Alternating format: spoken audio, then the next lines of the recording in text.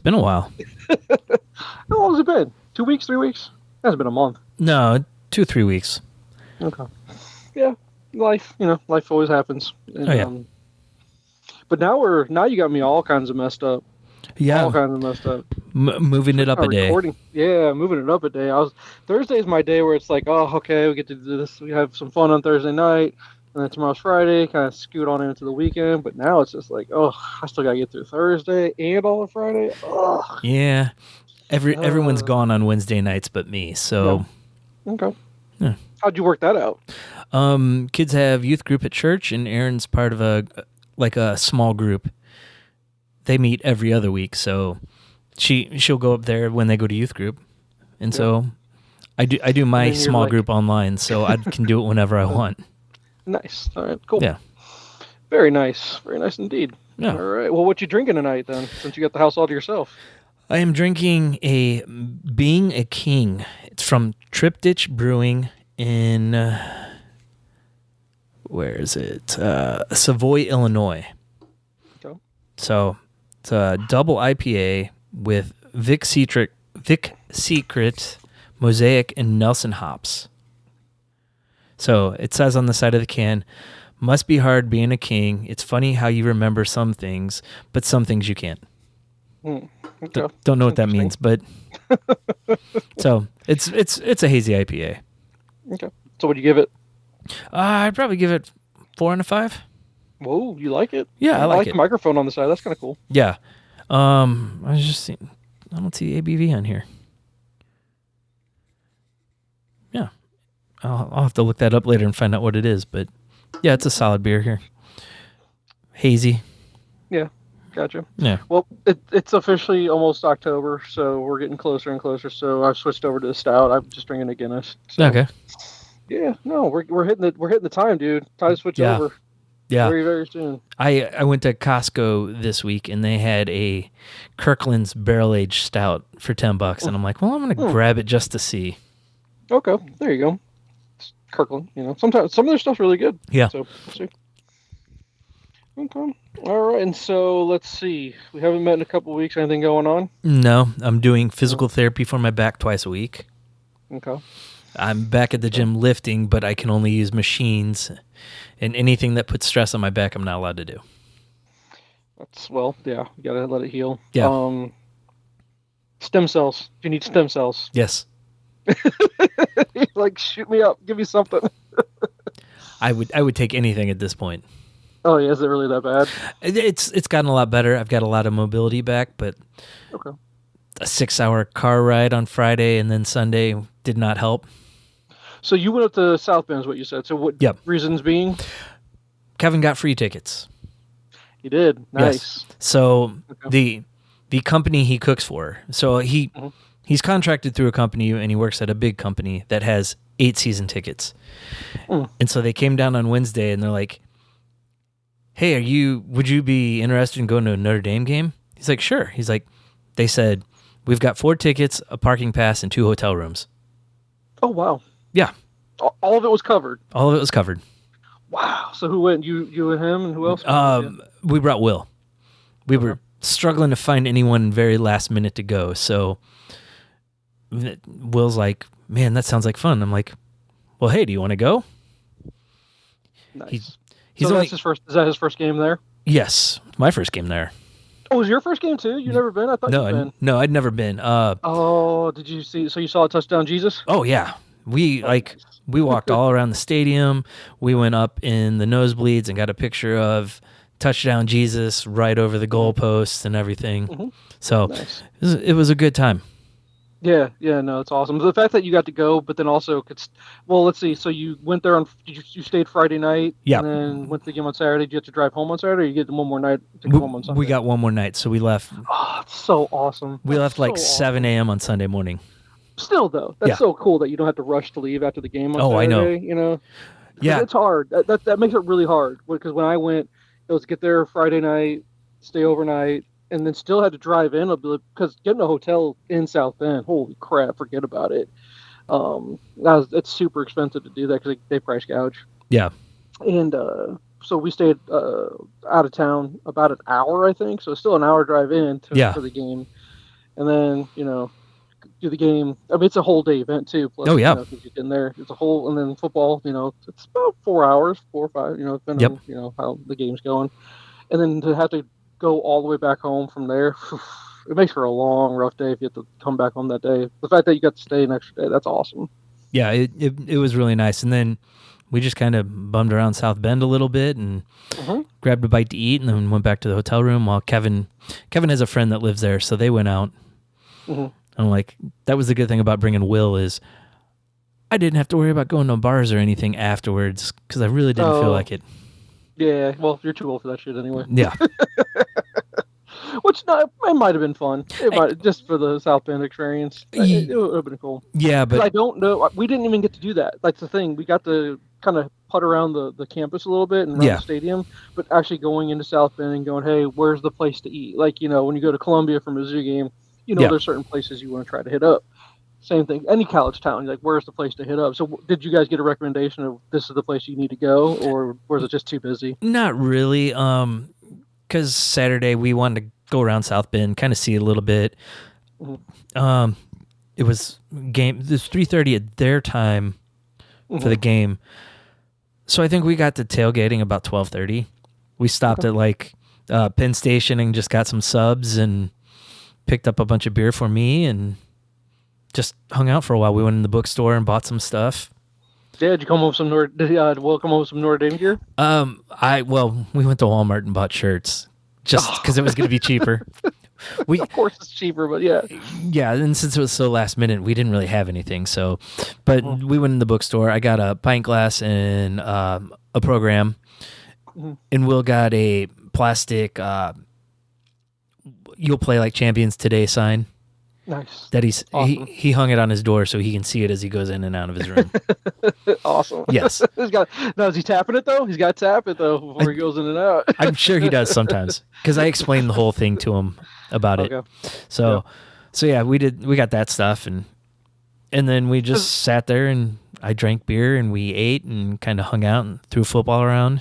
And then about 45 minutes before game time, we walked over and walked around the stadium, took pictures.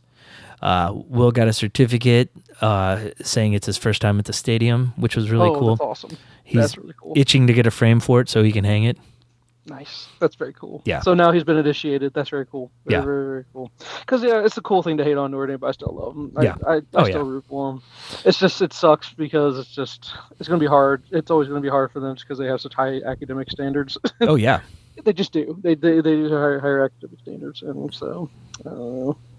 But, that's awesome. And you said, this is God's team. This is God's team, and that's why God loves them. Yeah. I mentioned touchdown Jesus to him. And he's like, what is that, like Marvel Jesus? And I said, no, you'll see. And when we got there, I was like, there's touchdown Jesus. And he's like, yeah, I get it. So, we can see, and that's the thing.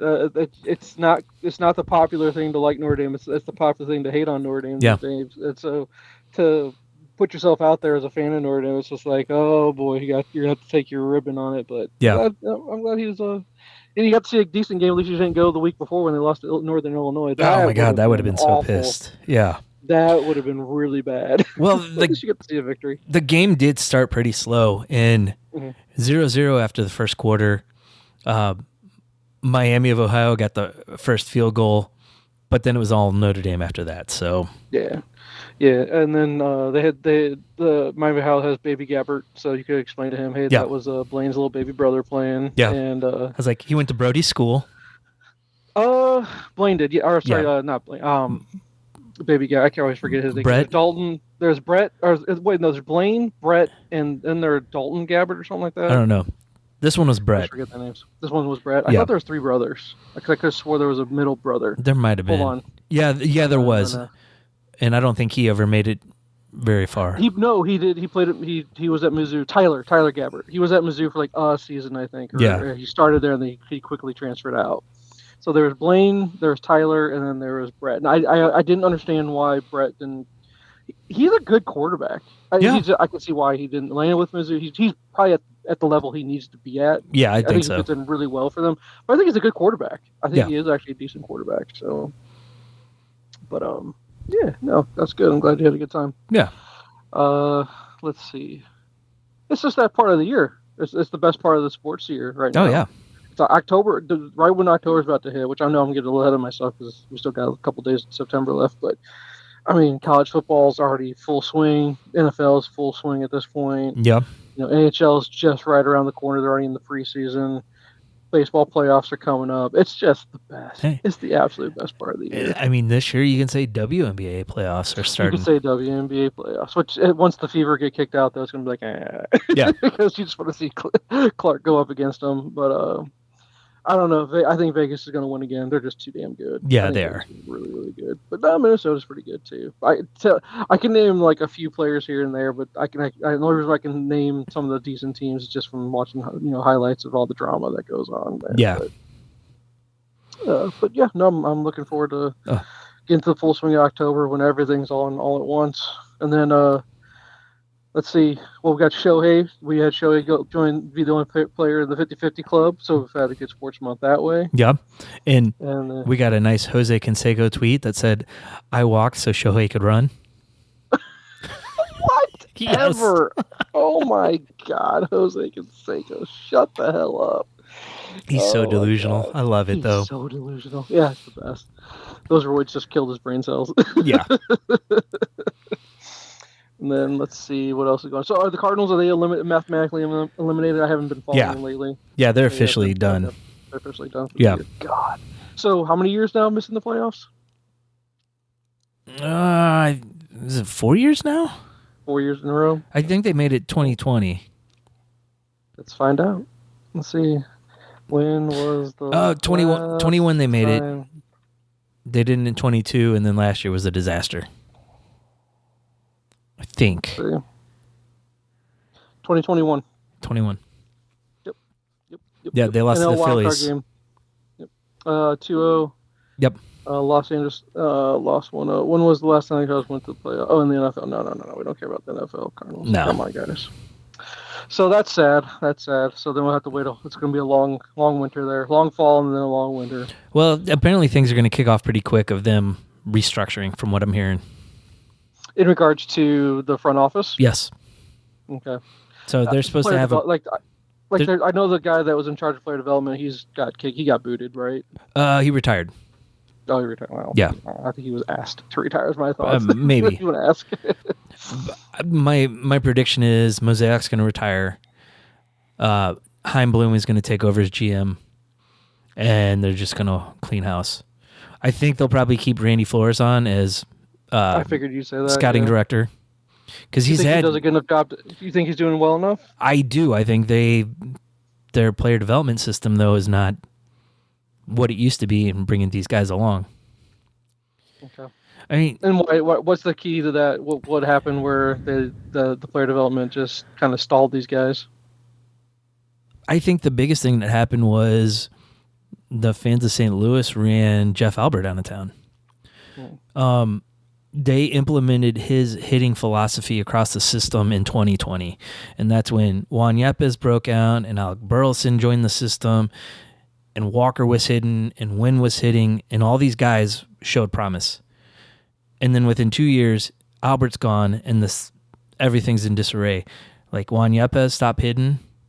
Burleson's starting to come around. Yeah, Walker's lost. He's a shell. Yeah. Yeah, Wynn is still playing pretty decent, but I mean, that's just the hitting side. The pitching side, they're just completely lost. And that used to be the strong point, is they used to be able to bring all these no-name pitchers up and at least throw them in the bullpen and get something decent out of them for a couple years until Matheny or Schilt would pitch their arms off. Pitch their arms off, exactly. Well, yeah. So okay. Well, hopefully something happens. Here's the thing: you poach. Go poach whoever's doing it well. Yeah. So who's doing it the best? Who could we poach from? I would look at Dodgers. Mm-hmm. The Rays are almost always in it. Mm-hmm. There's someone else. I mean, hell, you might not be able to get the guy, but you get the guy below the guy. You know what I mean? Like you get the assistant, and then you bring that system in and give it a shot. Well, I mean, look at the Dodgers. They poached Andrew Friedman from the Rays. Yeah. Chaim Bloom came from the Rays originally. Okay. Well, because also Gersh is out. I think so. Gersh is just a figurehead. He's just there in title. Yeah. It was the second or third season that he was the GM at the bloggers event where Mosaic was talking to us, and someone asked him about what exactly does Gersh do, and he's like, well, I've been bad about handing over the reins. It's something we're going to work on over the next season or two, but they never did it. Never did. Yeah. Well. So okay, well, hopefully they move quick. Don't pause, man. They need to. Yeah. I did. We announcements of. Did they ever hit 3 million this year? No, they did not. Wow. This is the lowest since Busch Stadium 3 has been open. No, numbers scream, sir. Yes. Words talk, but numbers scream. Yes, but at the same time, DeWitt III said at the beginning of the season that they've heard the rumblings of people are going to stop showing up. He's like, we're a revenue-based organization, so if people don't come, we're not going to be able to pay players. I'm like, first off, that's BS, and secondly, you just doubled down on what people are going to do, and it's shown. No, you put a shitty product on the field, no one's going to come up, and nobody's going to go. Yeah. I mean, how many times did we see games this year where they're trying to they could give away tickets, $2 to get in the stadium? Yeah. Sometimes, I mean, good lord, but you just got to put a decent product on the field, and they just didn't. They're putting. The most sucks is here's what's really bad about it. I think I would be okay if they were just as bad as could be. Be bad as the White Sox, because at least you can make a farce of it. And then you could just start stockpiling higher end draft picks. Or not. But the problem is they're mediocre. Yeah. They go through runs where they're like, we're just good enough to almost not make the playoffs. You know what I mean? Yeah. Or that's the problem. Or they'll go through a span of 15 games where they're like, well, maybe they are contenders, and then they lose the next 6. Yeah. I just wish they were more like the Blues and a lot more transparent about what they're doing. Oh, I know. The Blues are say what you will about the Blues. That's a world-class organization, in my opinion. Yes. World-class. And it starts with Armstrong. It starts with strong leadership in the front office. Yeah.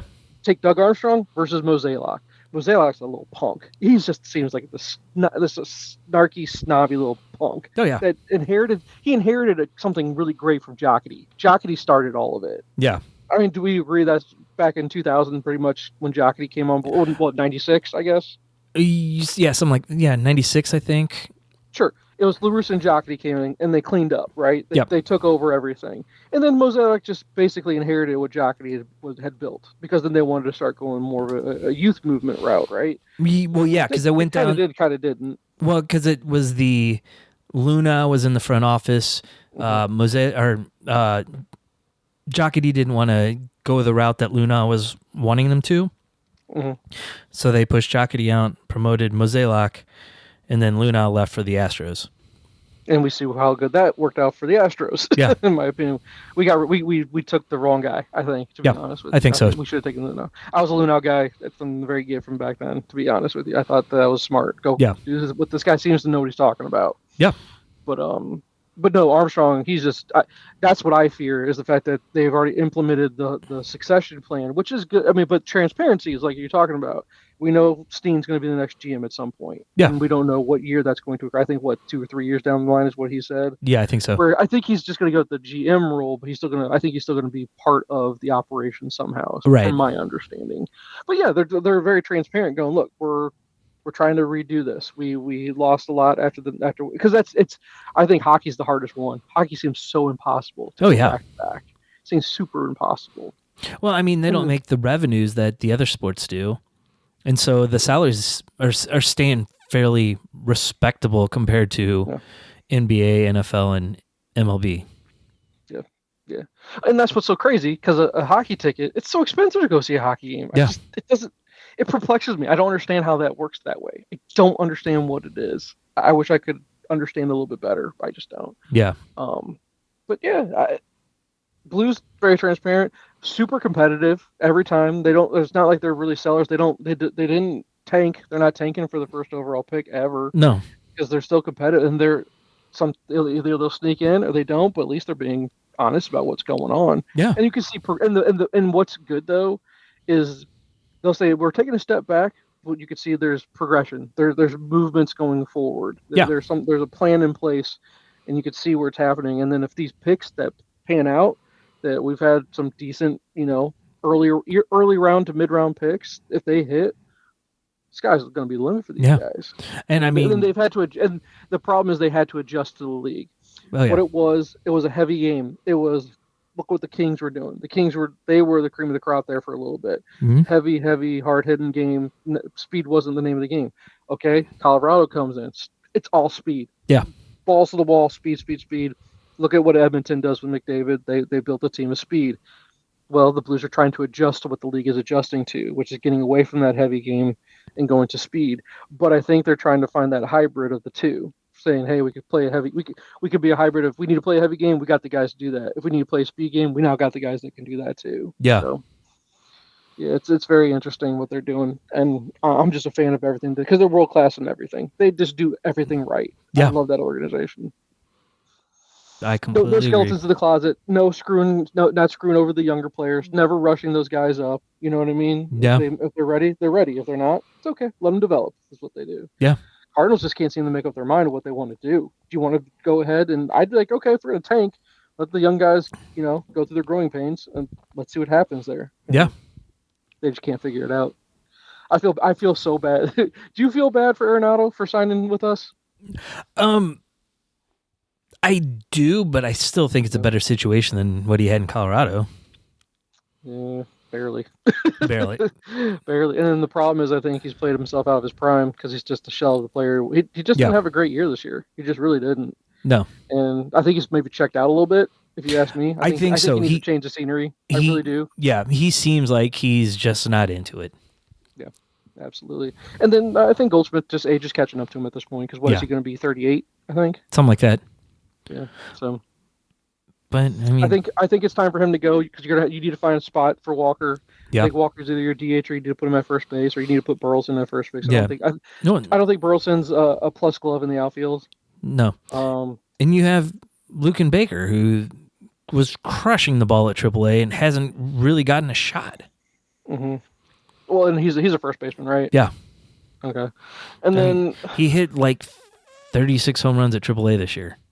Nice. But he's older, right? Like he's in his 30s. Like he's a 30-year-old. No, he's not that old. He looks like he is. He's like 27. Okay. Oh, Jesus. He's nowhere near 30. He's 27. Dude! No, but I mean, if you look at baseball peak years, that's right in the sweet spot. So yeah, might as well use them while you can. Sure. Yeah. I just don't know. Are we done with the Newport experience or experiment? Sorry, are we done with that experiment? I'm a Donovan guy. I think Brendan Donovan is one of those guys you have to have on your team. Yeah, I love Brendan Donovan. I think you keep a hold of him. And I like the fact you can put him anywhere. Oh yeah, absolutely. I think are we done with the Nolan Gorman experiment? Are we done with that? I don't know. I wish they would have called him back up and just said, "Look, finish the season at second base. We'll work on stuff and see what happens." I mean, you got a guy like Joey Gallo that's still in the league who hits 190 every season but hits 30 home runs. I said when we drafted Gorman, I thought that was a perfect comp for him, and that's looking exactly right now. Yeah. A guy that's going to strike out 30% of the time, hit 30 to 40 home runs, but only hit 190. Yeah. The question is that where the game is going? Because pitching is just so dominant.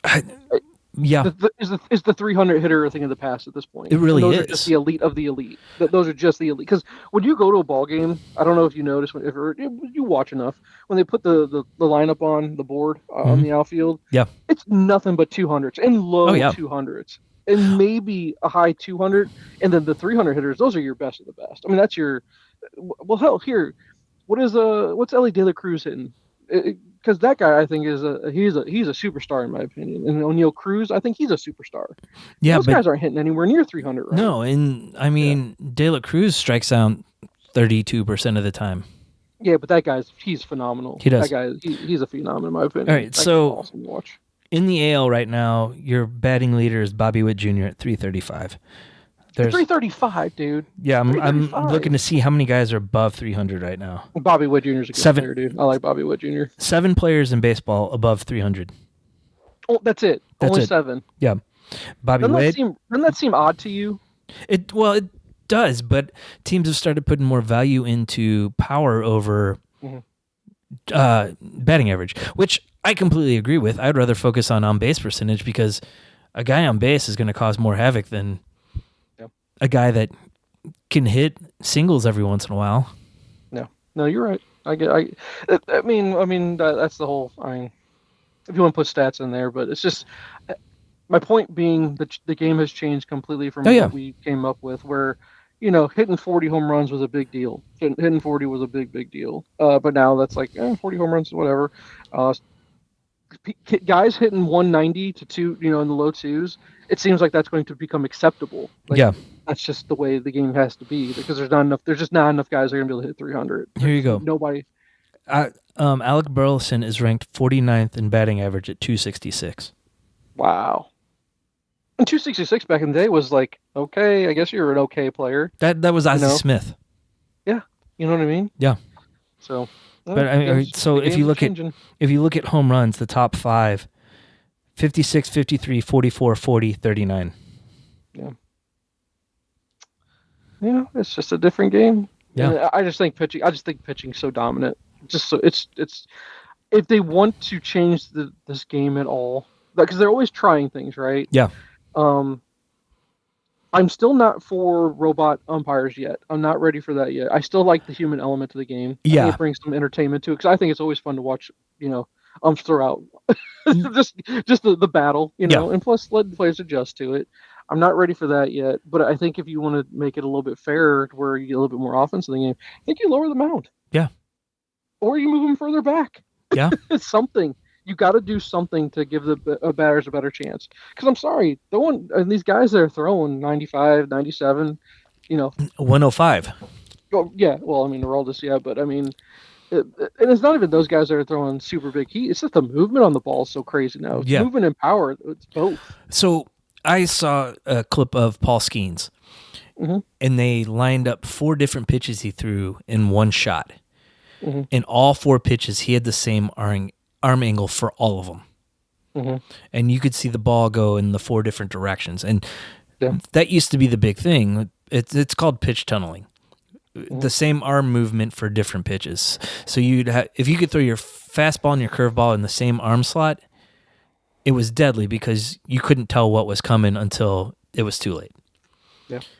Now these guys have 4 pitches that all come from the same spot. Yeah. You have they're guessing. Have microseconds. They're all guessing. Yeah, you have microseconds to guess what's coming. Yeah. It's unbelievable. But teams are also finding out too that if you have one dominant pitch, stick with the one pitch. Yeah. Well, I don't know. I just don't. Is the game still healthy? Is the game still strong? I don't know. I struggle with this, but I think from a fan perspective, I think the problem is the money. If there was some kind of salary cap, but also forcing the owners to put the money to make it more family friendly, I think the game would be in a lot better position. Yeah. So if you limited the max salary to, I don't know, $30 million a season, that's still a ton of money. You're not going to have a Shohei Ohtani that's making $70 million a year. That's so ridiculous. It is so ridiculous. And oh my god, I'd even be okay with putting a cap on the length of time because I mean, Bryce Harper after 13 years isn't really going to be worth a whole lot, but they're still going to be paying him a ton of money. Yeah. But I mean, all that comes. They'll never accept it. No, I think they'll never allow it to happen. Well, and I don't think the owners would either, just for the fact that that's going to cut into their revenue. Because if the players agree to a salary cap, but you have to reduce ticket prices by 50%, they're never going to want to do that because that's going to cut into their bottom line. Yeah. Well, I don't know. I just think football's got it figured out. College football's strong as ever. They're both so strong, so strong. NBA's doing. I mean, NBA's still an incredible. I think the NBA is an incredible product. Yeah, it's such a good product. having Charles and Shaq do a commentary on it every night, just about. I mean, Yeah. come on. I mean, it's a great product. It's a fun product. The I problem is we just don't get to experience it live here. So yeah. I'd love to try to see it live, but I will say I'm always astounded when free agency starts and these guys are making like $60 million a season to play half as much as a baseball player does. Right. Yeah. It's insane. Yeah. But it's a global product too. Oh, Very yeah. global. Well, but baseball is too. I mean, baseball's huge in Asia, right? So Yeah. and in Latin countries as well. So, Yeah. I mean, it's big everywhere. Yeah. Okay, I didn't mean to make this super No. sports centric. Just That's something all that right. was on my mind. So, let's see. Already okay. What about topics? The only thing I wanted to ask was, did you take a look at the new Marvel show, Agatha, whatever it's called, Agatha All the Time or whatever it's called? Yeah, we've not watched it yet. Okay, neither have we. Have you had any early reactions to the first episode? Because it's just this week, or sorry, this past week that it came out, right? Yeah, but they dropped 2 episodes. Oh, they did. Okay, I did Yeah. not know that. I'm hearing good things. People are generally liking it, so. But does it play into the bigger universe? Like, is this like a prequel to this to Wanda, or what's going on here? What are we learning from this, or how is it impacting the overall picture to the Marvel universe? I don't know. I've been trying to avoid as much as I can, Okay. but I think it's gonna possibly set up some kind of Wanda return. Okay. It's my guess. All right. Well, that's the big nerd news. Well, that and the Penguin. The Penguin, yes, and I have not watched it at all. I have not either. And I think, and we're only about 1 or 2 episodes into that, correct? Because they're episode 1 came out last week. Sundays. It's supposed to be a Sunday show. Every episode should come out on Sunday, but I think they're doing this on like a Wednesday or a Thursday. It dropped is what they're doing. Thursday night at 9 p.m. See, it's stupid. Yeah, it is. But I think what it is they're playing it on HBO first, and then it comes out after the episode's done. What comes out? On Max. Oh, okay, gotcha. Yeah. Wait, what? I don't know. I'll have to look into that. But I thought it was the same thing. There's no difference between the two. What are you talking about? But like, if you have HBO on DirecTV, I think you can watch it an hour ahead of time. Oh, okay, gotcha. Yeah. Gotcha. Okay. Instead of just having the Max subscription. Right. Gotcha. Okay, understood. Okay. No. So I mean, we got that coming out. We got, let's see. So the 2 TV shows were well past. I mean, did Deadpool Wolverine that made all the monies? Yeah, over $1 billion. And then the other big nerd thing would be the Thunderbolts trailer. Yes, I liked it. I'm not super excited about it, but the reason why I'm not like disliking or anything like that. It's just I'm like, I know so little of where we're going with it and what we're supposed to accomplish with this. That it has a little bit of a darker tone to it. Very much I so. think that's kind of cool. Yeah. So I liked the trailer. I thought it was great. I'm not like watching it over and over or anything like that. I watched it a couple times when they dropped it, just because I wanted to see if there's any little things I could pick up. Mm-hmm. I've seen a lot of comparisons to Suicide Squad. Oh, for sure. Yeah. But I've seen people saying this really could have been their, what is it, Phase 5 Avengers. Okay. Because it's different, but I think it's going to play like that. And I think it's going to tie heavily into what happens in Captain America. And then Julia Louis-Dreyfus, she was in, what was she in? She showed up in... Falcon Winter Soldier, if I remember right? Yes, because she recruited John Walker at the end, and she showed up in Hawkeye, because she was sending Yelena after Clint. Gotcha. And so where are we going? What's her character? Is she an actual character in the comics, or is this strictly for... Yes. Val was a S.H.I.E.L.D. agent, and I think she was also Madam Hydra. Okay. So she was... I think she was a double agent. I don't know the full details of it because I never really got into any of the stuff that she was in. Gotcha. But I at least knew who she was. And then we're not going to have General Ross be part of the Thunderbolts at all, correct? No, but there's speculation he shows up. Okay. As Red Hulk or as just Ross? I don't know. Okay. Could see both. Okay. No, That's the biggest part that I'd be most excited about would be to see that. I think that would be kind of cool. I want to see Bob turn into Sentry. That would be kind of cool. Yeah. Yeah. Yeah. And we'll see that in the movie, but I'm glad they didn't show that to us in this first trailer. Well, and the thing that sucks is that we don't have what's his real name, dude? Glenn's real name, Stephen Ewan. Oh yeah. I still wish that we could have Stephen Ewan as Sentry. That's what I really wish we could have had. God, because I think he's I think he's super talented. I really do. And I wish he could have gotten his. I mean, of course, Walking Dead was great for him to kind of launch his career, but he needed something, the next thing. What's the next thing to really push him to the next level? I think that could have been it. It could have been. I mean, Beef was good, but that wasn't the thing to push him. He was good in it, but Beef, I think that was like 2 episodes too many. It just needed to be over a little bit quicker, I think. But that's pretty much the common theme with a lot of things that are coming out right now. Just too many episodes, dude. Yeah. Too much time, and things going on too long. Cut it a little bit shorter. Sure. Yeah. All right. So, are there any other headlines you're seeing, or any other news that we need to hit on? Let's see. James Brolin passed on Green Lantern, but they gave it to Kyle Chandler. No, I did not hear this news. Yeah. So. And this is for the Green Lantern TV show on Max, correct? Yes, and for the Hal Jordan role. Man, he has the freaking look, but he's just too old at this point. I know. Same thing I said. How old is Kyle Chandler? Oh God! I mean, he's Coach Taylor, so he's forever, and he's Coach Taylor, bro. Easily 50s. How old is Kyle Chandler? He's 60. He was 59 years old. 59. Or I guess he just turned 59, so he's 59 years old, man. What are we doing? We can't find guys that can stick. I mean, they're going to back themselves into a corner like they did with Ben Affleck as Batman. Yeah, unless the thoughts are that he's not going to really be Hal for very long, and Hal's not going to be their Green Lantern, right? And then we're gonna go get somebody that's going to be John, and maybe John's going to be a little bit younger, so he can stay with the role for longer. Maybe, but I mean, I look at long-term potential, and I would want a few years of Hal Jordan stories before you go to Parallax. Now, hold on. It says, I'm reading this.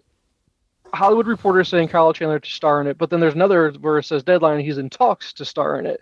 So is he truly in there, or is he not? I had seen that he'd taken it. Okay. I just don't know. Yeah. He's got a look, you know what I mean? Yep.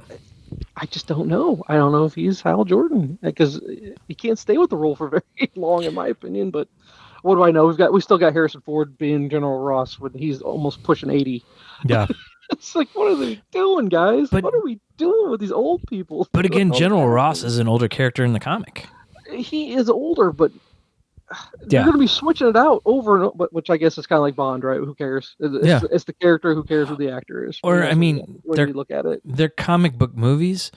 I look at it as a different artist comes in and draws the character differently. You're right. No, you're right.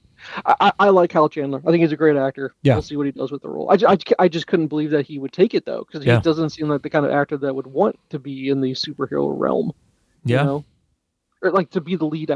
He could be the dad, or somebody. He could be a John Kent.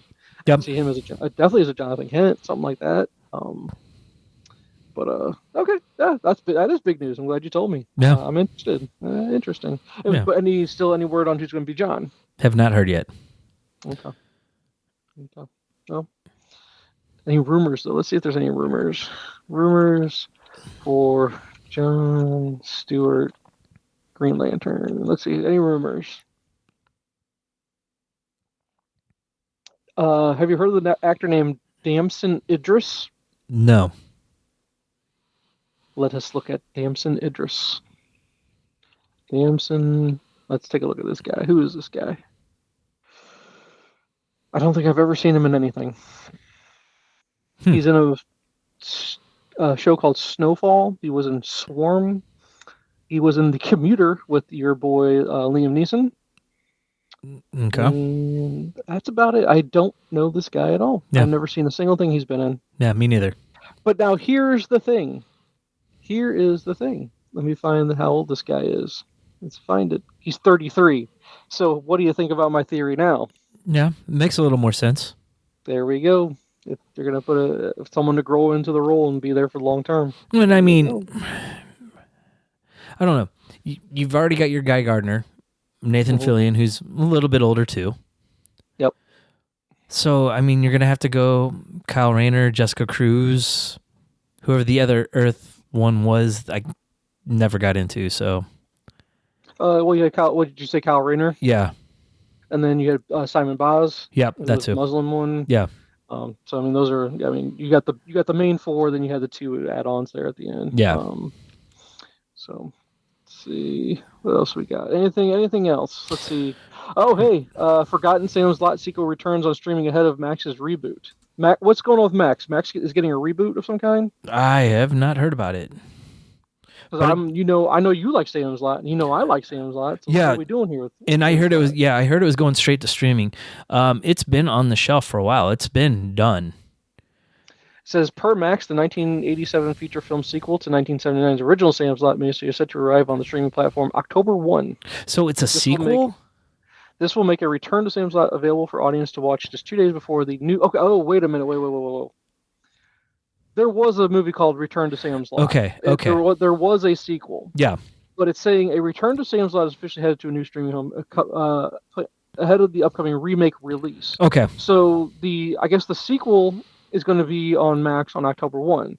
This will make a Return to Salem's Lot available for audiences to watch just 2 days before the new Salem's Lot feature film premieres on the same platform. So you can watch the sequel before the remake of the original comes out. I guess so. Is that what it's supposed to be as a remake? Yeah, the new one was supposed to be a remake, yeah. Okay. I love the original series. I think the original one's great. Let's see, is there anything different? Let's see, the miniseries stars David Soul. Oh no, that's the old one. David Soul was the original actor. Yeah. A Return to Salem's Lot was not met with anywhere near the amount of acclaim. Yeah, because I tried watching it. It was awful. It's really bad. The sequel's really, really bad. So, yeah, that's okay. I'm looking forward to it. I guess, would you say it was shelved for a really long time? Yeah. It's been done for a while, and I think it was supposed to be coming out sometime. It was supposed to have been sometime this month, but they pulled it from the calendar, and it's just been sitting there. Okay. I'm just scrolling along here real quick. I got a few more. I got the all along episode 3 review. So there's already an episode 3 review. It came out today. Okay. There's Spider-Man 4 news. Spider-Man 4, as in Toby Spider-Man 4? Or no, are we talking about Tom Holland. Tom Spider-Man. Yeah. Okay, so what do we got? Well, we've got him and Zendaya back. Okay. Dustin Daniel Creighton is directing it. He did Shang-Chi. Okay. July 2026. Okay, that's okay. That'll be here before you know it. Okay. They're supposed to start filming, I think, late winter, early spring. And it sounds like. Do we have any rumors for a villain? No, not yet.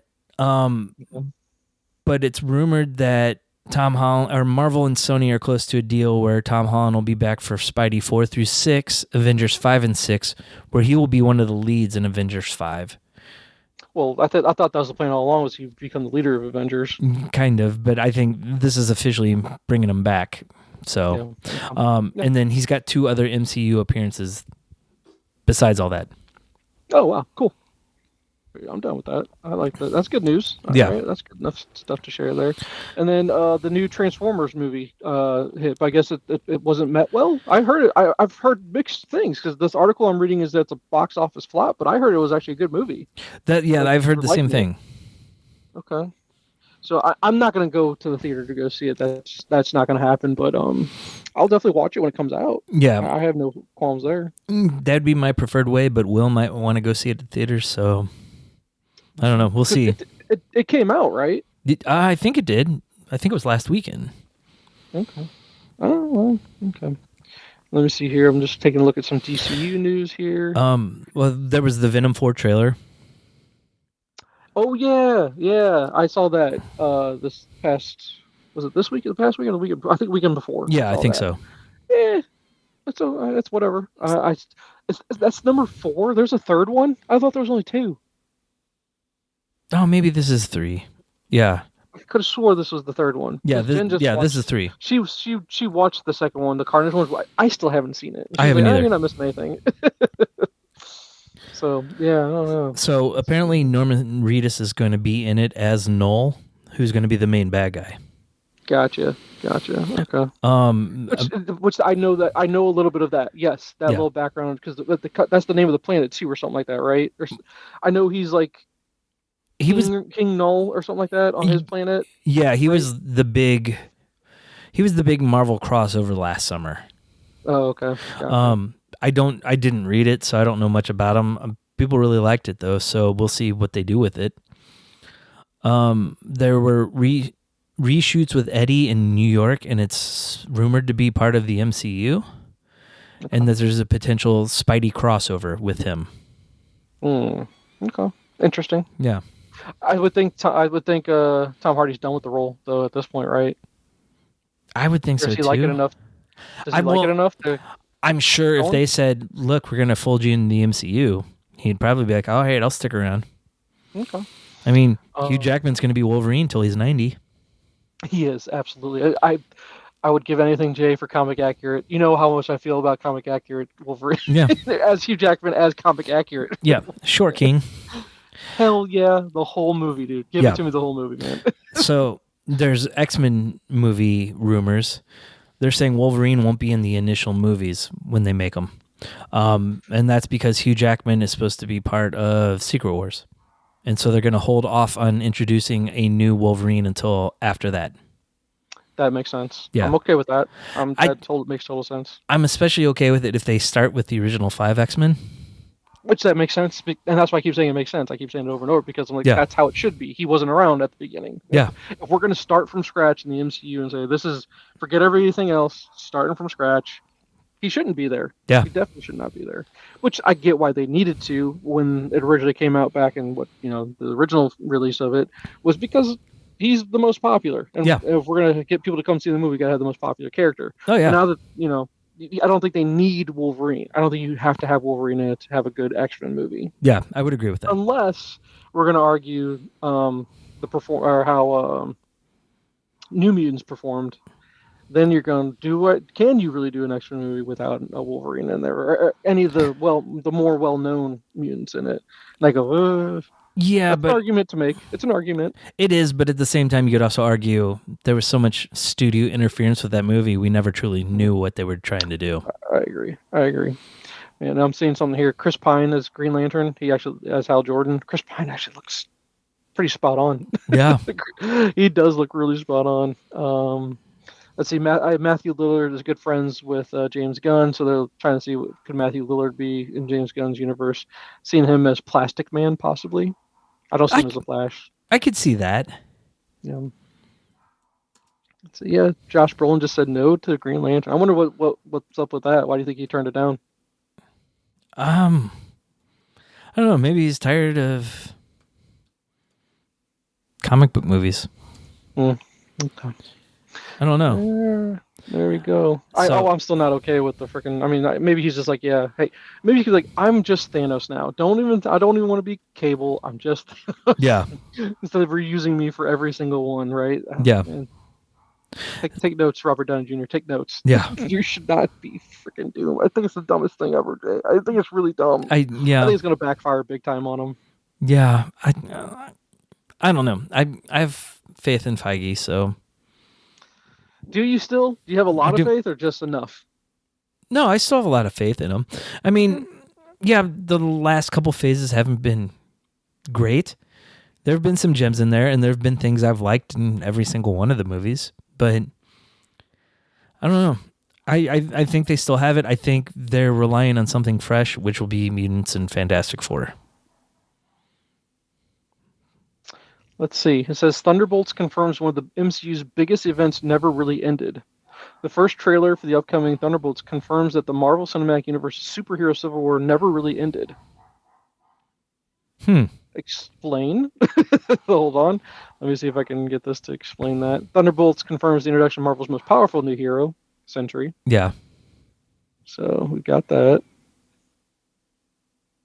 And so are we going to see Sentry in the movie, you think? Oh, yeah, I think so. Think so? Okay. Because from what I've heard, the team ends up having to stop him because the Void takes over. Because again, are they going to go the route that he's got schizophrenia or something like that? Correct? I think so. Okay. Which I think is cool, But is he going to be the big bad in it? Yeah, I don't know. Okay. Let me see here. Right. Here, I got it. Okay, so hold on. There's some Secret War rumors out there. Let's see. Thunderbolts 5 is upcoming. I like that. It's going to have Yelena, because she's not going to go by Black Widow. She'll just always be Yelena, I guess. Yeah, or maybe White Widow, because that's what her character was called in the movie. In the comics. Oh, okay. Because then you got U.S. Agent, Red Guardian, Ghost, and Taskmaster, given the expansive superhero franchise. Yeah, another team to bounce against the Avengers. Even after the first trailer, fans knew there very little about the plot of Thunderbolts, including who the main villain will be and how it fits into the larger MCU. However, the first look at the film reveals interesting facts, including the government plan to kill each member of the Thunderbolts by separately sending them on some suicide mission. Gee, Suicide Squad, what do you know? Yeah. Orchestrated by the CIA director Valentina Allegra de Fontaine. Yep. This scheme reveals a deeper truth about the MCU, although the United States government has taken a step back from trying to control superheroes after the destructive events of Captain America Civil War. They never really gave up on the idea. Now they simply approach their goal differently. The MCU it just took on a new form. So basically it's just saying the government's going to kill them instead of making them try to register. And is that what the difference is going to be? Maybe the Sokovia Accords are still in effect.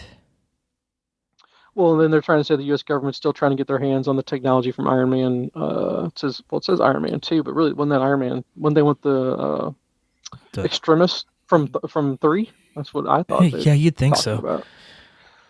I don't know. Maybe this all leads into Armor Wars, which may or may not happen. Well, wasn't that supposed to be a show, and now it's going to be a movie instead, or versa, or what's going on with that? So yeah, it was originally supposed to be a show, and then they said movie, and then at one point they said it was dead, but there's no real confirmation either way that it's happening or not. So. Unlike Nick Fury, who believed the Avengers would help protect the world, the government appears to have decided that the world would be safer without certain enhanced individuals. Thunderbolts sees Val send the future members of the normal team to what should have been their deaths. The trailer sees the team finally deduce what they have been set up to die on the mission. Turns out that Val, and by extension the United States government, doesn't want the Thunderbolts as their team, but rather to eliminate them. Huh. This is all kind of weird, but... Yeah. Okay, well... We shall see. Yeah. David Harbour is hilarious. Oh, he's great. What was the line I texted to you that he said in the trailer that just cracked me up? Something about ish. He's like, the car is bulletproof. And then they blow out the window. And he's like, it's bulletproof? He's like, it's bulletproof-ish. Bulletproof-ish. Good old David Harbour. I love it. Yeah. Yeah. Okay, and Team Belly gets a team of controlled government like the Sentry and Red Hawk. That would undoubtedly be an epic fight that would decide. So wait, it would be Red Hawk versus Sentry? Maybe. Who's the hero here? Who's the good person? Hawk or Sentry? Yeah, I don't know. Maybe we'll stop speculating. I'll let that slide. I just thought that was an interesting thing. But let's see, Thunderbolts next up the team.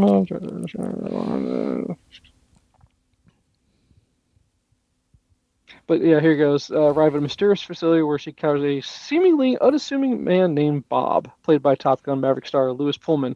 Which didn't Lewis Pullman play Bob in Top Gun? He did, actually. So he's Bob in both movies? I guess so. Typecasting. Typecast, indeed, man. Bob seems surprised that someone would be sent in. Only to discover the other members of the much driving one by one. The doors suddenly closed, locking them all in. None of the characters were quite sure what was going on, but two things clear. Their mission wasn't what they thought it was, and Bob was much more than another target. So, okay. I need to watch the trailer again, I guess. Yeah. I think I really do. Sentry's real name is Robert Bob Reynolds. Bob Reynolds. Mm-hmm. There we go. All right, man. So if we get Sentry, that'd be kind of cool. Yeah. See, but here it was originally reported that Invincible and the Walking Dead star Steven would play the Sentry in Thunderbolts. God darn it. But I like Lewis Pullman too, so that's okay. I'm okay with it. Just feel bad for Steven, that's all. Yeah. He'll get his chance. You still not watched season 2 of Invincible yet, have you? No, I haven't. Why do you hate it? Why do you hate it so much, Jay? What is it that you hate about it? I don't hate it, but I saw a comparison because the news came out. X-Men 97 season 2 isn't going to be out until 2026, and someone compared it to Invincible, where season 1 of both of them came out and everyone loved them, but it took so long for season 2 to come out that people kind of forgot how good Invincible was. Oh my god, it's so good. I know. Jay, second season, it's so good. Steven Yeun, J.K. Simmons, dude. I know. It's so good, Jay. It's so good. Anyway, sorry. No. It might be best to let it run its course and binge the whole thing from the start. Because I'm curious, is Invincible doing well enough to where we're going to be able to get... Because there's so much material to go through. Oh, yeah. I don't know how long they'll let them go. Or does Amazon just have so much money and they're like, you know what? Do whatever you like. Do whatever you like. Because if some people are watching, great. If people aren't watching, it don't matter. It's a write-off to them or something. You know what I mean? Yeah. So I really hope... Because Joe was talking to me about Lord of the Rings. He's like, "You're watching it, right?" I was like, "I didn't even finish the first season. I couldn't get through it. It was so boring. I didn't even start it. Bored to tears with the first season.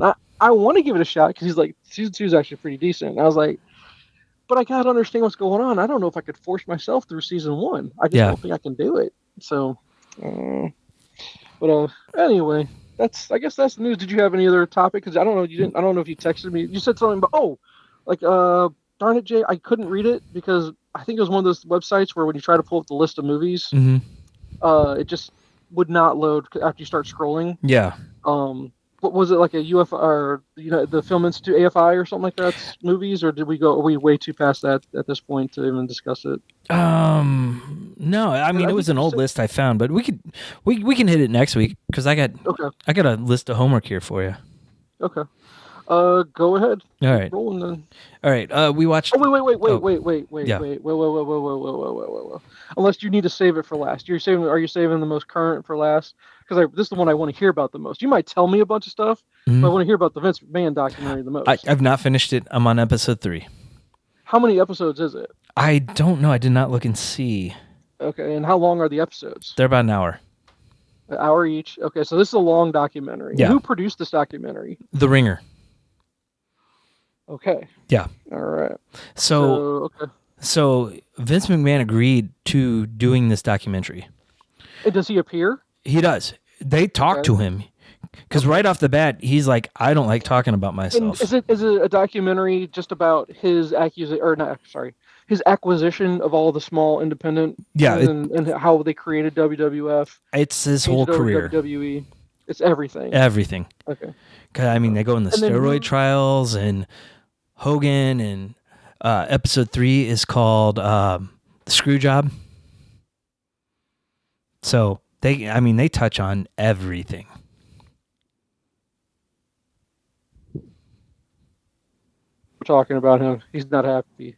No. Oh Lord. And well, because right off the bat, they show him. He says he doesn't like talking about himself, but then they explain. They talked to him up until 2022, when all the real allegations started coming out, and then he wouldn't talk to him anymore. And so I'm guessing the last episode or 2 is just all the real dirt and who they can still get to talk to him, because Triple H isn't going to. Linda McMahon's on it. Stephanie, Triple H. Shawn Michaels probably wasn't talking to him at that point. So I mean, they're gonna dig into all of it. And he released a statement saying, "Look, they're portraying me badly." Well, you did bad things. And it's funny because, I mean, the documentary is called Mr. McMahon because it also focuses on his character. And everyone's like, gotcha. His character is different from the person. So I'm like, what was he? Was he one of those Jared Leto type that shit on the woman's head because he was in character still when he wasn't on screen? So yeah, no, that's the one I was most interested in. So so has it been pretty captivating where you're paying attention big time, or is it just kind of, all the stories already, so it's kind of boring? I know a lot of the stuff from early on because of the unauthorized WWE biography I read a few months ago. Okay. So there's some stuff. Most of the stuff I knew already, but for somebody that hasn't read that, there's a lot of really good stuff in there. And like they talked to Hulk Hogan about the steroid trial and him going to WCW and how awkward it was for him to be on to testify against Vince McMahon because they were very upset with each other. But he didn't say anything that incriminated him. So but I mean that was what all the wrestlers said. Vince never once told me to take steroids. He never supplied them to me. He never paid for them so I could have them. And that was how he ended up getting off of it. Yeah. Well, I'm going to assume that's the biggest thing on Netflix right now. I bet you a ton of people are watching that thing. Probably. Let's see. Because, Heels came out recently, too. And I've started that. Is that on Netflix now? That's on Netflix now. Nice. All right. So I've started that. That was on Starz. I think there's like 3 seasons of that, right? Right. And I believe it's done, but people are hoping that Netflix will pick it up and continue it. Okay. Well, I'm curious if you're saying it's done. They at least get to end their story, or is it one of those things where it's a show they just never got to have a proper finish? I don't know. When that happens, I think they were satisfied with the finish, but I'm sure Stephen Amell would come back and do more if he could. Gotcha. Okay. It's good. It's good so far. I'm 3 or 4 episodes in. Very cool. All right, sorry to cut you off. That was the thing I wanted to hear about the most because that's what I'm most intrigued by. Yeah. All right, and then I'll just run through everything else kind of quick. Lucky Logan. It's Channing Tatum and yeah. You'd not seen that at this point? No, I had not. That was so good. That was pretty good. Yeah, it's a decent comedy. Yeah, you know? and just how the whole caper of stealing from NASCAR played out, and just the way they played white trash was great. Yeah, they did. And just to see Daniel Craig in that role, that was crazy. Oh, yeah. It just definitely not his style by any means, but yeah, no, he did great. Yeah. I knocked out 2 of the Untolds. I watched Sign Stealer, which was amazing. Which one was that one? That was the Michigan one. Oh, yeah, Sign Stealer. Sorry, yeah. I misheard you. Yeah, that was really good. But I still have not watched the Steve McNair one. I definitely need to still watch that one. But then I watched Hope Solo versus USA Soccer. So good. It is. So good. It was, even Jen was watching that one. Yeah. I was like, this is good. This is a really interesting story. I didn't realize all the crap. I didn't realize how good she was. No. I didn't know her story at all. Well, I didn't realize she wasn't a goalie until she went to college. That's my point. She turned into a world-class goalie after the fact of dominating high school and college. You know what I mean? And she was a scorer. A legit scorer, too. U.S. Soccer just screwed her over so bad. For just talking. Well, here's the problem, Jay. And they refuse. And when you have a documentary like this, where they refuse to come on to give their side of the story, there's always 2 sides to everything. Yeah, and I'm sure there's another side we're not hearing. There's probably be more to it. And she's not a saint. And I think she'd be the first one to tell you she's not. And she had problems, but you didn't know about her background. You didn't know anything about what she was going through, and the fact that these players. Like it was, I mean, they dedicate their lives to this stuff, but you could barely make a good wage doing what they're doing. Oh, yeah. You know what I mean? Yeah. So, yeah, no, it was tough, but that was a great one. I like that Hope Solo one quite a bit. They didn't touch on the B flaps at all, but...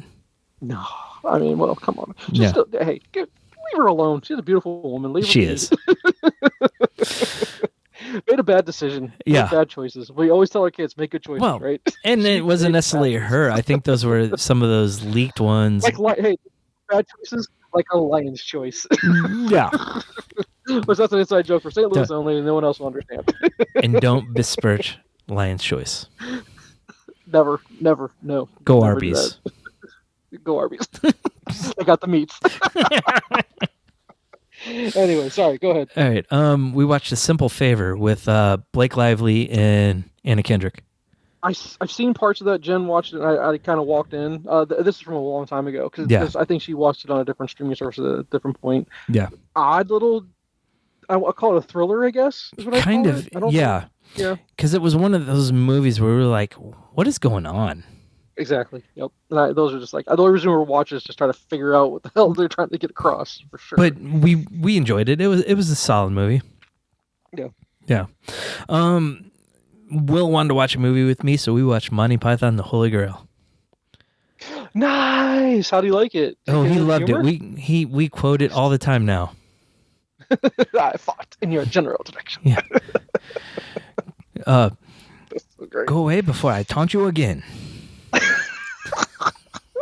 That's so awesome that he got to see that. That's Yeah. hilarious.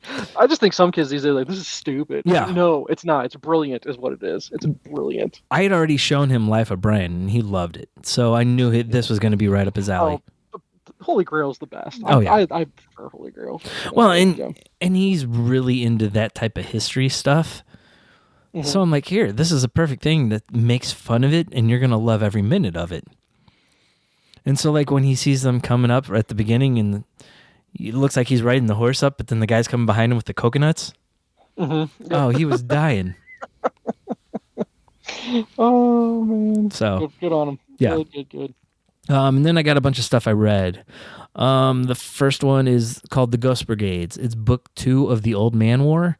That was the one where they... yes, I remember you talking to me about that one. Yep. So this one is kind of separate from the first book, and it deals with the bodies of people that die before they are able to switch over to the bodies. Okay. So when they have these bodies that don't have any personality to transfer over, or spirit, or whatever you want to call it, they create them, and they're used as special forces. And it's like an infant, toddler learning how to use a body and fight at the same time. Mm-hmm. So it was really good. I'm in 2 books into the series, and I'm loving it. I'm probably going to read everything that's part of it. I think there's like 6 of them. So, and this was also a continuation of another book I read. It's called Got Your Answers by Greeny. He did the book last year, Got Your Number, where he went through each number. Yeah, I remember you telling me about that, yeah. So this is kind of a sequel book to it, where they did like top 10 lists for different sports topics. Okay. So like top 10 quarterbacks to never win NFL championship. How current do we go? Oh, it's pretty current. I mean, with Josh Allen, this one, I assume he has him on the list. I think he was low on a list for that. But it was just... Lamar Jackson? I'm just trying to guess who would be on there. I just had to read the book, probably. Yeah. I read it in an afternoon. It was like 150 pages, but it's real quick because it's a list and then their explanation for the list. Gotcha. So, but I really enjoyed that one. I might have an opportunity to talk to him about it, so... Nope, I lost you, Jay. No, I said I might have the opportunity to talk to him about the book. To Greenberg about it? Yeah. Really? Him and Himbo, his producer for his show. Nice. Yeah. Just like they're doing a blog thing where they're just taking bloggers' questions or something like that? No, like podcast type interview. Really? Yeah. Whoa. I know. Nice. So all 9 of our listeners can listen to it? Oh, yeah. Hell yeah, bro. Yeah. We're going to the moon, baby. To the moon. We're not an award-winning podcast for nothing, so... We've got so many awards, bro. I know. Many. And then I've hit a bunch of comics. Okay. All right, so I finished the Starman Compendium. It's like the first... almost 50 issues of Starman plus a bunch of random stuff they kind of threw in. Mm-hmm. It's so good. I wish I would have read this back in the 90s when it came out. Can you get through that stuff still pretty well, though? This one I can. James Robinson is just an amazing writer. It doesn't feel like so narrative driven like old Claremont or... like I tried to go back and reread the Rob Liefeld era New Mutants stuff, and it was just so hard to read. Mm-hmm. I flew through this. It was so good. It's the reluctant hero trying to live up to the legacy of his dad. Okay. Oh, and Tony Harris does the art. If I'm seeing this correctly. Yep. Tony Harris, his art's really good. Yeah. Really, really good. So yeah. Yeah, it says through 0 through 42. 80-page giant number 1, Starman Annuals 1 and 2, Starman Secret Files, the Power Shazam's in there apparently. Yeah, there was a couple crossover issues. Okay. So, but you enjoyed it quite a bit. I did, and I have Compendium 2 that I'm going to read. I just wanted a little bit of break before I jump back into it. Gotcha. So what sparked you to want to read that? I've just heard a lot of good things over the years, and they were affordable. They're like not even $40 for each one of them. Yeah, I'm seeing paperbacks $36.49 on Amazon, but you can get a used copy for $30. Yeah. But here's the funny thing, though. Not even funny, I won't say it that way, but 4.8 out of 5 average review. Yeah. That's pretty good. Yeah. A lot of 5-star reviews right off the bat. Highly worth it. Okay. Next, I went to Astro City Volume 1. I read this years and years ago. Kurt Busiek's kind of take on superheroes, so think Black Hammer, but just even more vintage superhero stuff. Okay. It held up. Okay. They're all original characters. You can see similarities. So yeah, like, but Black Hammer's awesome, dude. Yeah. So are you saying this is better than Black Hammer? Yeah. I've been a big fan of this for a long time. I have a lot of the floppies. Yeah. Okay. I have a lot of the floppies of the later series, and they were just so good because it's just a day in the life of a superhero a lot. So all right, cool. What else you read? Mr. Miracle, Tom King. What? Hold on one second. We have to have our always interrupted podcast with her. What do you need? Okay. There you go. Go ask Mom. Anyway, sorry. That's all right. Every single time. Every week. All right, so where are we at? You said, what were we reading? Mr. Miracle by Tom King. Gotcha. Okay, yeah. So, a lot like Vision, where it's kind of its own thing. Mm-hmm. It's kind of weird at times, and it's hard to figure out what's going on. It's not really a Black Label, but it felt like it, because it just kind of told its own story that didn't seem like it fit anywhere else in the DC universe. Yeah, and you have to be into that whole. Who is that? Big Barda. Big right? Barda, yeah. That's who he's with. Yeah. Big Barda, and then you have Orion. Orion. Yeah, Orion. It's New God stuff. Yes. What it is, I think, right? Yeah. And if you're not into that New God stuff, that stuff's hard to get through. And anytime the DC world kind of crosses paths with that world, I kind of check out a little bit. Yeah. I'm just not super into it. I'm not super into that character very much, right? But I did hear good things about his. Yeah. What you're reading there, I've heard really good things. Yeah, and that's the reason I'm really looking to seek out. I think I found it for $5, so I was like, all right, I'll grab it. It was worth $5. Okay. Even with the questions of what was going on at times, it was still an entertaining read. Gotcha. Okay. Since I picked up all of it, I'm working my way through Ex Machina. Okay. What's Brian K. Vaughan, if I could speak. So yeah, that's going to be good. It is. It's through 6, and there's 10 of them. Yeah, and I think I've read some of it. Mm-hmm. I just don't remember it. It's good. It's dated. Because it deals with New York right after 9/11. Mm-hmm. But it's interesting to see like this alternate universe where he saved one of the towers. Mm-hmm. So gotcha. I'm enjoying it. A lot of political stuff in it, but it was good. And then I went off on some kind of random tangents. So the first one is Blue and Green by Ram V. After reading Layla Starr, I was like, I looked down some of his other stuff. Blue and Green. So did you and I did we do a joint review? I don't know you told me about, but did I give you my review after reading it? Yeah, I think I don't think you were done with it.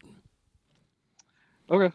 So well, I like his run on Catwoman. Yeah.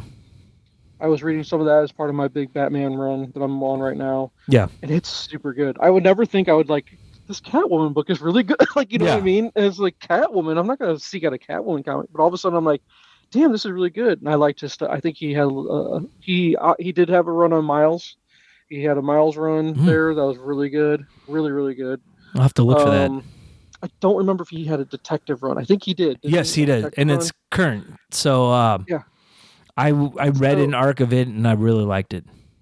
He's on the radar, man. But Layla Starr, so good, Jay. Yeah. So freaking good. Yeah. Oh, beautiful book. And the artwork is beautiful. Yeah. Beautiful artwork. His work, it just, everything gelled just right on that book. It did. So he did something called Blue and Green as well? So Blue and Green is a track from a Miles Davis album. And so what the story is about this music professor who never achieved his potential. And he found, like, his mom died and he went back and he found out about this jazz artist. And I mean, it was kind of weird, but at the same time, it was very touching to see, like, this guy mourn his mom while finding his music and getting to this next level of performance. Gotcha. So I really like that one. I flew through that. I'm glad I read it. The next one I read was The Me You Love in the Dark. It is a Scotty Young book that he wrote and drew. It was from Image. It was about an artist who moves into a haunted house.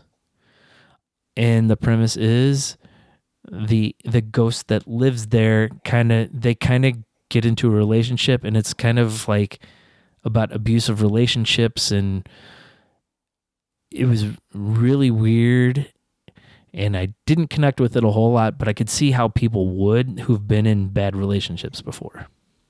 Okay, interesting. Yeah. And then I read one called I Killed Adolf Hitler by Jason. Oh my! By Jason, just the name Jason. Just the name. He wrote and drew it. He's a French artist, and the story is about an assassin who gets a contract to go back in time and kill Adolf Hitler. And while he's back there, Hitler takes his time machine and comes to the future. It's so weird, but I loved every minute of it. I don't know if I want that on my record of having checked out something that has Adolf Hitler. I did the digital from the library, and it was awesome. Okay, I mean, check it out. It's a very fast read. It's more panels of art than actual dialogue. So, all right, highly recommend that one. Lord! And then I read a book called Ghosted by Josh Williamson. Okay. It's about a criminal that gets hired to steal a ghost from a haunted house. Okay. There's 4 books on it, so like 20 issues. Goes by pretty quick. It was a solid read. It says it's horror. It doesn't really come off as horror. There's a lot of like supernatural element to it, but I enjoyed it. I actually just finished it today. And then the last thing, I'm pretty much read all of the new X-Men stuff from the Ashes. Okay. I'm disappointed. So this is post Krakoa? Yes. Okay. Because I picked up all the first issues of at least the main books. So X-Men, Uncanny X-Men, Exceptional X-Men, NYX, X-Factor, and X-Force. And I was underwhelmed by just about all of them.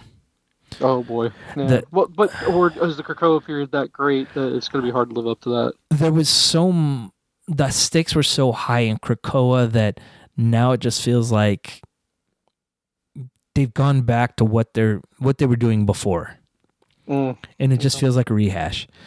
And so, I've read them all. Will's read them all. He wants to keep getting a few of them. I'm like, I'll just read them digitally, truthfully. Okay, gotcha. And I'm reading on Reddit, that seems to be the general consensus, is a lot of people are like, it just doesn't feel like there's very high stakes now that all the Krakoa stuff is done. Because they actually progress the story with Krakoa, and now you're feeling like you're retreading what they've already done. Gotcha. Okay. Well, I still need to get around to Krakoa. I will gladly do it at some point. I just have to actually do it. Yeah. The problem is trying to get caught up on DC stuff, and then as soon as I get caught up on DC stuff, I'm going to have to plow through as much Marvel stuff as I can. Yeah. And it's just going to be hard to do. But so was that the last thing that you read? Yeah, but that's it. Okay. I'm gonna go through some of my stuff here just super quick as far as the book part, because I got quite a few movies here, and there's one movie I really want to get your take on to see if you watched it or not. Okay. Or if not, then we'll have to put that as your homework for next time. So as part of the Batman read that I'm on right now, let's see, I recommended to you Batman Urban Legends because there's a Zdarsky little run in that was super good. Yeah. Highly recommend that. I've told you about the Joker. Don't know if you actually went and tried to read that one or not. It's James Tynion, and they call it the Joker book, but really it's a James Gordon book. Okay. Man, it's good. Okay. Really enjoying that. Yeah. Really, really, really enjoyed that. Part of the read of everything, because it's part of the Infinite Frontier, is basically, you know how you call them that, the Krakoa Age for X-Men. Well, Infinite Frontier is where all the DC books are, where I'm at in my read right now, as far as the timeline of DC. Yeah. And as part of that, there's just a lot of different books. I mean, you got your main Batman books, but all the supporting stuff. So at one point, like Batman 89 is part of the read list. And man, that was tough to get through. It was not great. Not very good at all. I was hyped for it. I was like, this would be cool, right? Yeah. But no, it just wasn't that great. So Will was picking up the sequel to that one called Batman 89 Echoes, and it was about Scarecrow. And he got a couple issues into it, and he's like, I think I'm done. Yeah. It's just not good. Yeah. It's just not. It's not. It's some of the art's kind of good. Yeah. Because they draw it like Keaton, right? So I'm like, that's kind of cool. But yeah, it just wasn't for me. My biggest complaint about when I'm reading, and I had to put it down, are two books. Jace Fox as the next Batman. Yeah. I just can't care about this character any less. Yeah. I just cannot. It's so boring. He's boring as a character. I want to try to like it because I see what they're trying to do. Maybe trying to go the Miles route, and we're gonna have two Batmans, and like two Spider-Mans. That's what it feels like they're forcing down on us. And he's just a character I do not care about. I just don't. There's no connection there. I don't know what's missing. Because he's a character they're trying to make you feel sympathetic towards, because he's just a very troubled character. And I just don't get it. I'm not into it. Wasn't it him that his parents were affected by the Joker War? And yes. Yeah. Parents were affected by. Well, Lucius was specifically. Impacted. And well, the Joker War. I mean, we're at the part where Batman is no longer even. Well, that's spoilers for if you have. I don't know where you're at and things, and I don't want to spoil anything. I haven't started anything past Tom King yet, so. Bane, did you get through Bane? I got through Bane. So the big thing that happened. I won't spoil that. Correct? Mm-hmm. Yeah. You say it because I don't want to say it. Alfred? You're not thinking what I'm thinking. Yes, Alfred. Yeah. Okay, so you know about that. Yeah. Okay, that's a huge part. I knew about that before I read it. Okay, you knew. See, and they touch on it in Zdarsky's run. Okay, then see, I'm not anywhere near Zdarsky's run. Nowhere near. So now. Okay, Zdarsky takes Batman to a parallel Earth, where Alfred's still there, and you see his first reaction to seeing Alfred for the first time. Oh, I'm gonna cry. Oh my God. Jay, well, I'll get there. I'll get to where I'm trying to get to once I get through some of these. Like, okay, so I already told the Catwoman books. Yeah. Part of the Infinite Frontier. The Ram V stuff, at least, Jay, you're gonna like it. I think you really will. It's good, and if you like the Tom King stuff, where you're still like me, the relationships in books and between characters. The reason why I like the Bruce Selina thing is because I'm always pulling for Bruce, because we always want to see that. Happiness is always out of his grasp. Yeah. You're right. And there's always you're like, maybe this is the time. Maybe this is the one writer that had the balls to let this guy be happy. And we'll get a taste of it, and then let something tragic happen from there. And he deals with the tragedy from there. But it's just they'll never let it happen. Yeah. But the Catwoman stuff was really good. The Harley Quinn stuff I had to stop reading because it's so bad. Okay. So bad. Harley Quinn books are awful. Can't get through any of them. I'm doing kind of like I pulled up a list to just basically read any books with Damian in it. Yeah. And God damn, he's a great character. He is. Oh my God, he's so layered, and he's pulled from different directions. It's nature versus nurture. He's the personification of nature versus nurture. Oh yeah. And his Teen Titans run, so good, Jay. It's so fun. I've read the first arc of it, and that was good. It's so fun. I like. They all hated him so much. Well, there's the Teen Titans run where you've got him with Dick's Teen Titans with the traditional Beast Boy, Yeah. Starfire, that, and then they did like a reiteration of a new Teen Titans basically. It still has a Kid Flash in there. Yeah. It's Wallace, not Wally, obviously. And I was waiting for a book where I would like Wallace. I was like, I want to like this kid because there's something there to the character. And finally, I've got somewhere I'm kind of going, okay, I kind of am okay with him in this. Yeah. So all that stuff's been really good. Let me see. Let me keep going. That's still Batman. I mean, Joker. You're gonna hit Joker War, which then leads into Fear State. Yeah. And Fear State is pretty good. It's just there's so much to it, and it's in there's so many Bat books. Yeah. And I got to get caught up where I was behind on the Robins. I don't even know if I'll have time to try to do any of the Red Hood stuff. Yeah. I do want to read the Batgirl stuff to where we start with Barbara's book that eventually turns into Barbara, Cass, and Stephanie's book. But I got to get there, and that means going even further back. And then it'll get all the way through all this stuff. So what I like about the Bat books are that you could go where it's, okay, we've got Bane, then you can go Joker War, Fear Saga, and then post that is kind of, I think that's where you'll get eventually to the Zdarsky stuff after all of that. Yep. But you got to get through Infinite Frontier first, and it's taking forever to get through that goddamn. I don't even know what to call it. It's just the era of Infinite Frontier, and it's taking a long time to get through it. Yeah. But anything with Damian in it, where you got Robin, Son of Batman, I love those books. Those Highly were recommend them. Yeah, really like them. And then let's see. There's Layla Starr on my thing here. I'm gonna give you. I want to save best for last as far as comics. So let me skip over to. I tried a book called the Low Low Woods by Carmen Machado. Very weird. Did not really like it. Stopped at a certain point and just kind of flipped through to look at the art. See if that could tell me the story. Basically, two girls fall asleep in a movie theater, and their memories, they can't remember why they fell asleep, and they don't know what's going on after they wake up. So the premise was like, oh, this is kind of interesting, and then all of a sudden it just keeps getting weirder and weirder, and I just didn't like it. Yeah. I picked up, I think we talked about it, but I never read it because then I picked up the wrong volume. I didn't realize I picked up the prequel volume of Mouseguard. I don't know if you've heard of Mouseguard. I have heard of it.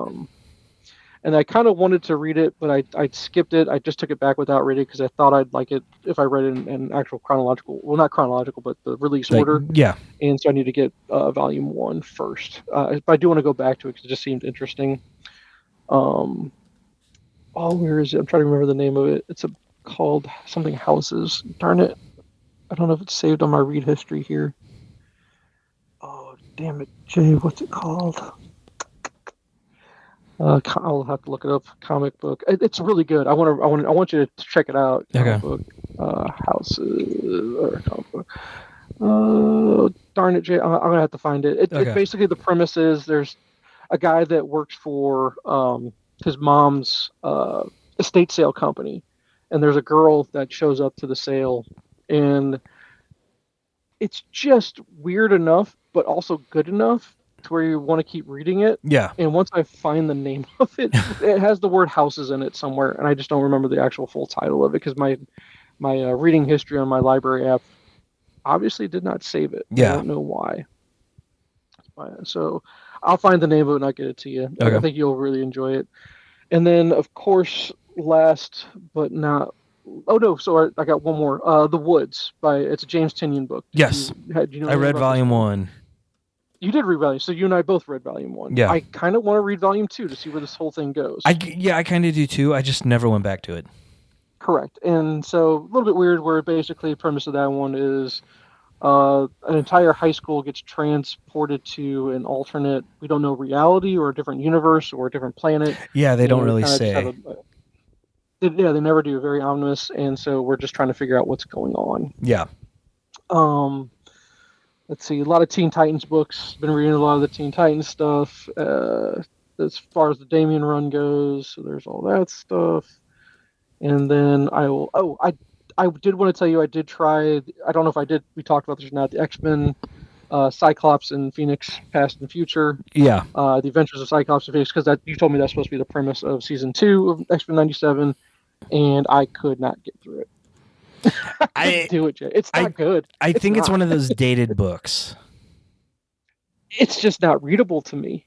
It's just no good. I could not get through it, man. I wanted to like it, but I just couldn't. Because there is some heartwarming and heart touching things as far as Jean trying to come to grasp with who Nathan is, and she's like, it really is me, but it's not me because we are the same DNA, but we're not the same person. You know what I mean? Yeah. And so there's that struggle, and it's almost like they could have taken it around of like what it's like to be a stepmom. I could have seen them trying to do something along those lines. Yeah, and that would have been touching, but that was the only saving grace of it. Otherwise, I could care less about what the story was. It just wasn't going anywhere. Yeah, it's been a long time since I read it. I might have to go back and see how it holds up.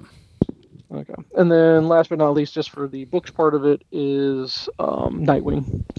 It's so good. I am going to make the recommendation to myself and maybe you that I think it might be worth going all the way back to New 52 and having a Nightwing shelf. Yeah. Because his trajectory of his book, starting from New 52 to where all of a sudden you have,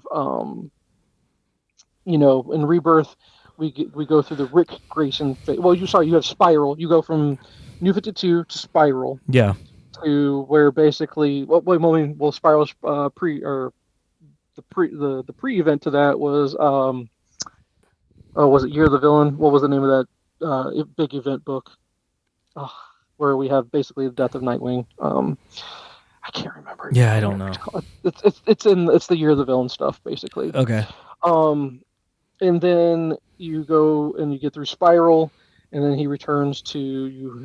Did you read any of the Rick Grayson stuff? No, but I know a little bit of it because they touch on it in Tom Taylor's stuff. I don't know if this is a spoiler or not, but basically, it was a KG Beast.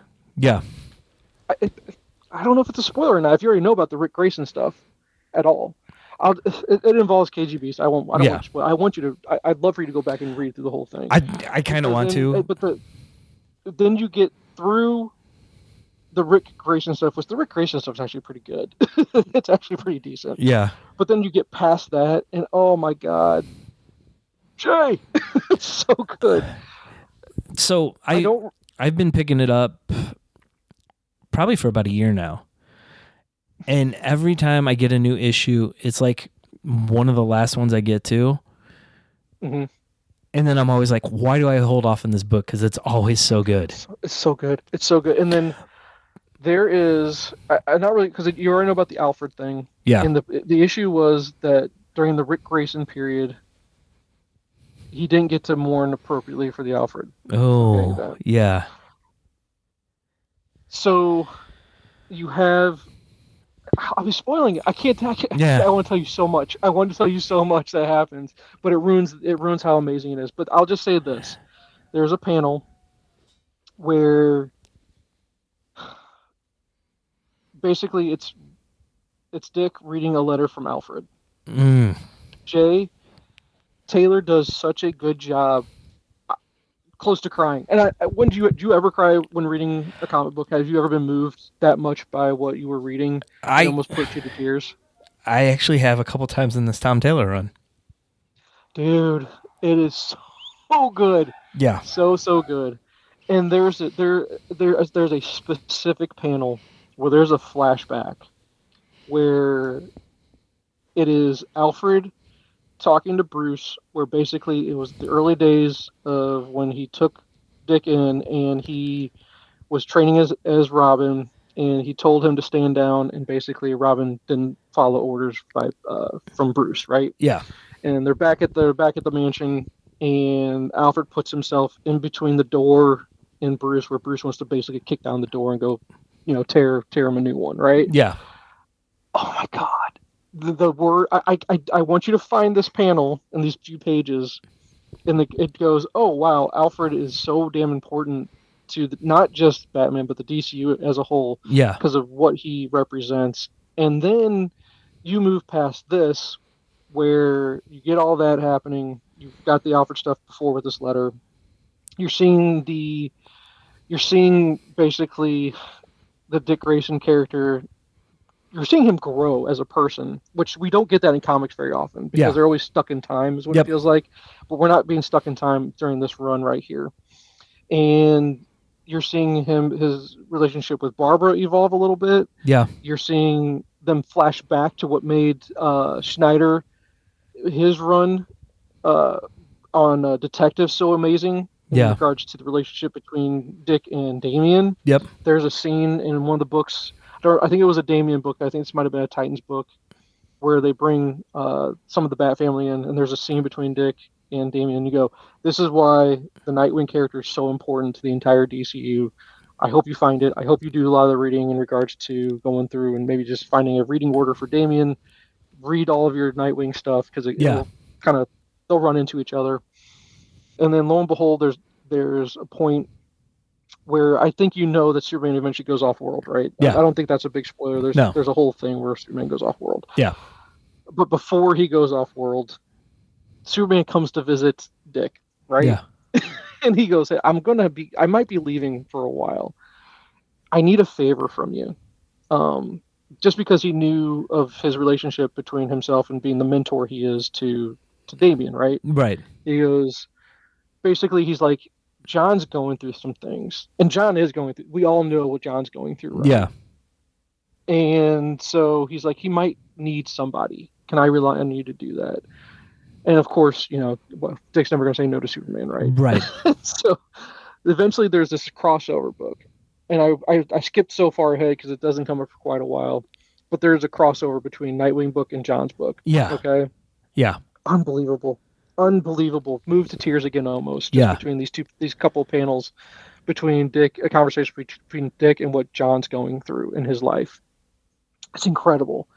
And then eventually we get to a point where I don't know if this is, you will probably never get to it because you read too much. And I don't know if you're going to be reading what I'm reading as far as the DCU stuff. Mm-hmm. I don't know if you knew about this, but there's a panel where basically it's Superman going, Dick, it's your time. Yeah. And do you know what I'm talking about in regard? Have you read this? No, I haven't. Okay. I'll leave it at that. Okay. And I'll let you interpret what you want from that. And it's all setting up. And I hope they go through with this for a while. But maybe it was just leading into Dark Crisis, I guess, where basically I know Dark Crisis, which I'm way back, and I know you read all that. Yeah. I know we lose the Justice League. But I think the Justice League is already back now. At this point in time, I think they're back, right? Not yet. They come back after Absolute Power. Absolute Power is when they're coming back. Okay. Yeah. Well, I'm curious. I can't wait to get further into it because I'm hoping DC has the balls to do this, where the old guard just takes. I don't want to say it takes a back seat. They still have their solo books, right? They have their solo adventures.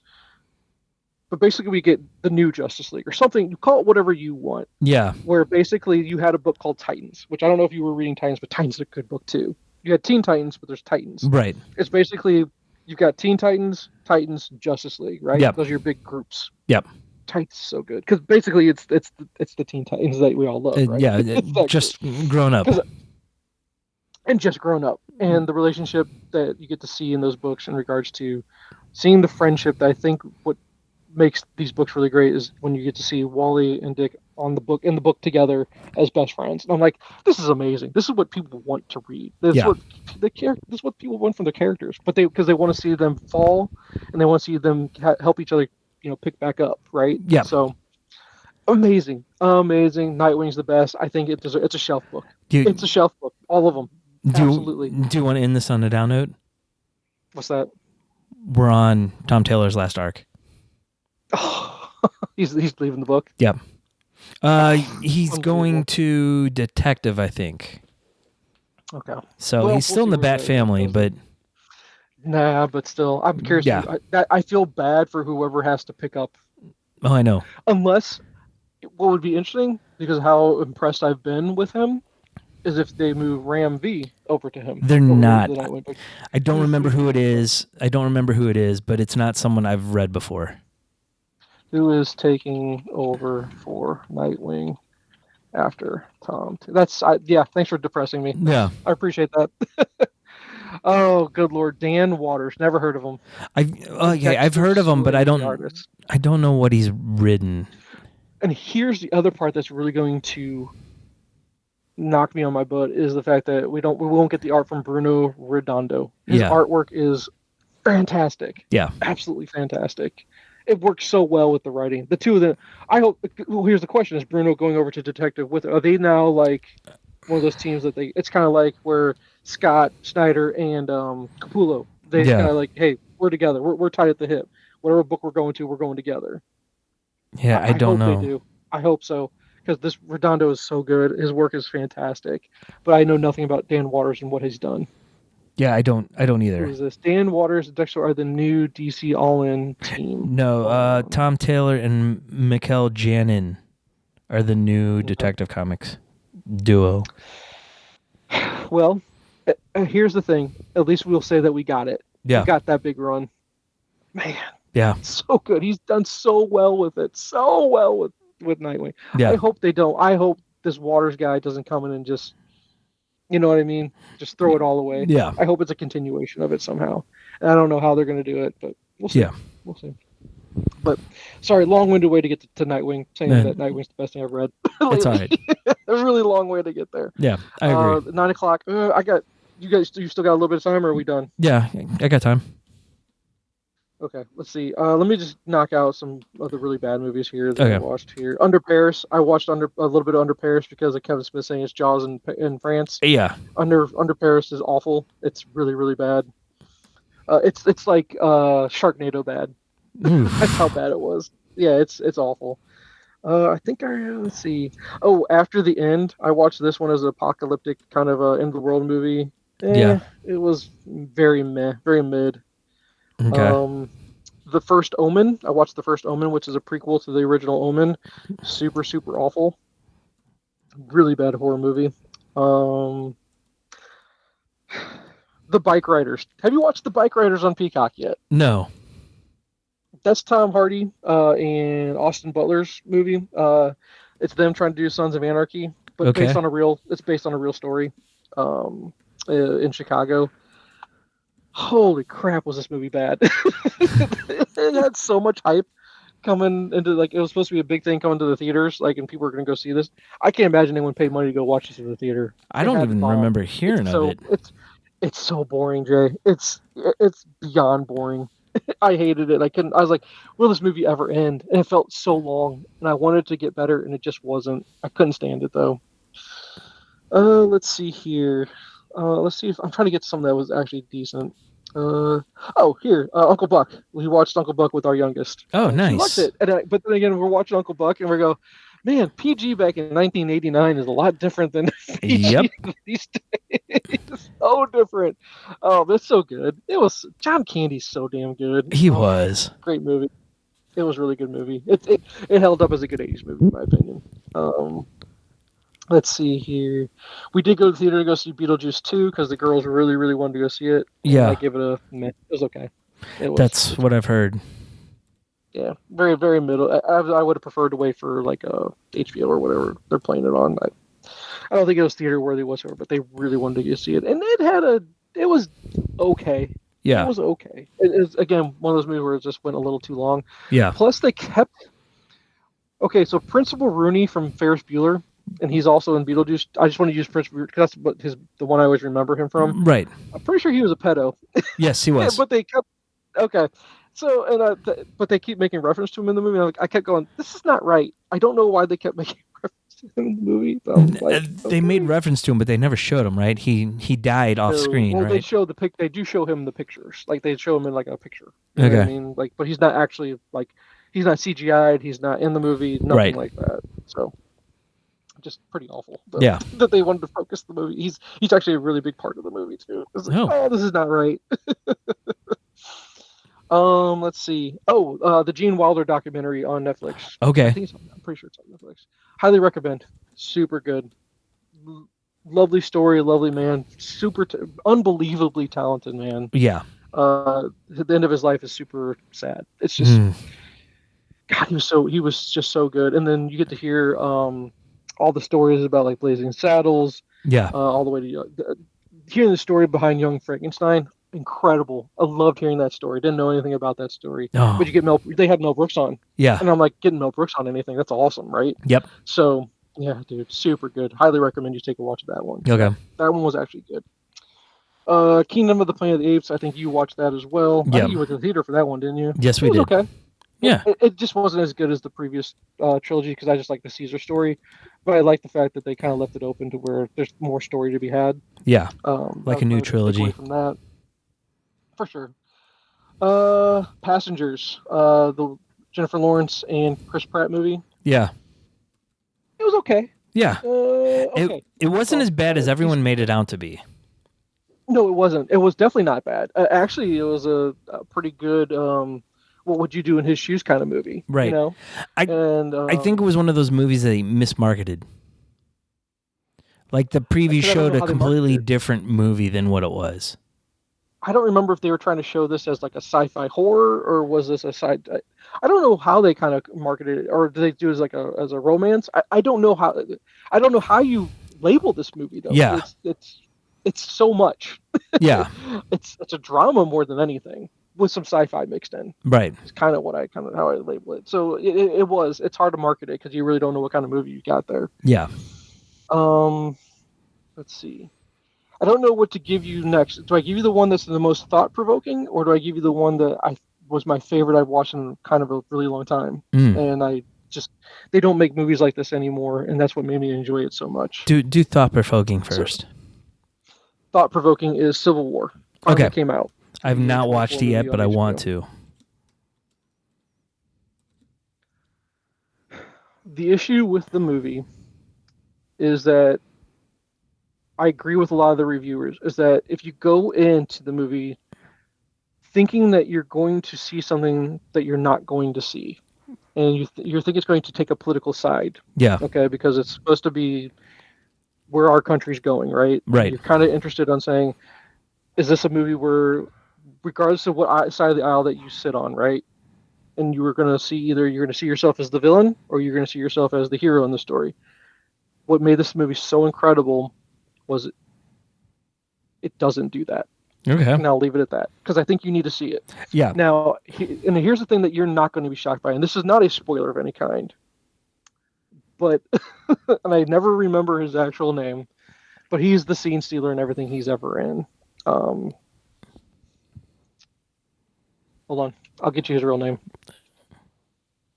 because he's the best actor. He's basically the best actor in everything. Is Jesse Plemons? Sorry, I had a brain fart. Yeah. He's in the movie for maybe 5 minutes, Jay. Yeah. He's the best thing in the entire movie. For 5 minutes. It's incredible. He always does that. He's phenomenal. He steals it. He steals the movie in 5 minutes, dude. He is incredible in it. And here's the crazy part. I'll spoil this just a little bit for you because I didn't know the story about it. He was not supposed to. He was never in the movie to begin. He was not cast in the movie. Really? The person that was cast in the movie, I don't remember why he couldn't do it, but he just couldn't do it. And then Kirsten Dunst is like, well, Jesse's here because he was there with their kids. He was just there as her husband. Yeah. The kids on set just to hang out with the kids so that the kids could be with mom here and there, right? Yeah. And they're like, Jesse, would you mind stepping in for this small role right here? Took the role and just okay, sure, I'll do it, whatever. And he kills it, Jay. He wasn't even supposed to be in the damn movie. He just happened to be there. And he's so freaking good. That's crazy. It's super crazy. It's a good movie. Please do watch it before. Or whenever I think it's worth a longer discussion, but it's hard to have a discussion about without you watching it first. And I don't think I've really spoiled it. I hope it doesn't ruin your expectations of it. No. I wasn't expecting what I saw, and it challenges you as a viewer. So it's definitely cinema versus, this is not. It almost makes you sound snobbish the way I'm describing it. I think I'm coming across that way, but that's the only way for me to describe it, is that this is going to challenge you as a viewer, but it's not so challenging to where it's like, what is this supposed to be so artsy that I don't even know what's going on? Yeah. You absolutely know what's going on, but still challenging you at the same time, which is why I found it to be really damn good. Really damn good, but also I can see why people don't like it. And that's the way it was. I remember when the movie first came out, it was very divisive. Yep. Which is a divisive topic to begin with. Right. But it was divisive because you either really liked it like I did, or I would be completely on board and go, yep, I completely understand why you would say this is boring and you hate it. Yeah. I would completely understand. I would not begrudge you for having that kind of take on the movie. So I can't wait till you watch it. I'm gonna try to get to it this weekend. Now this is the one I really want you to watch. Okay. It is a movie called Snack Shack.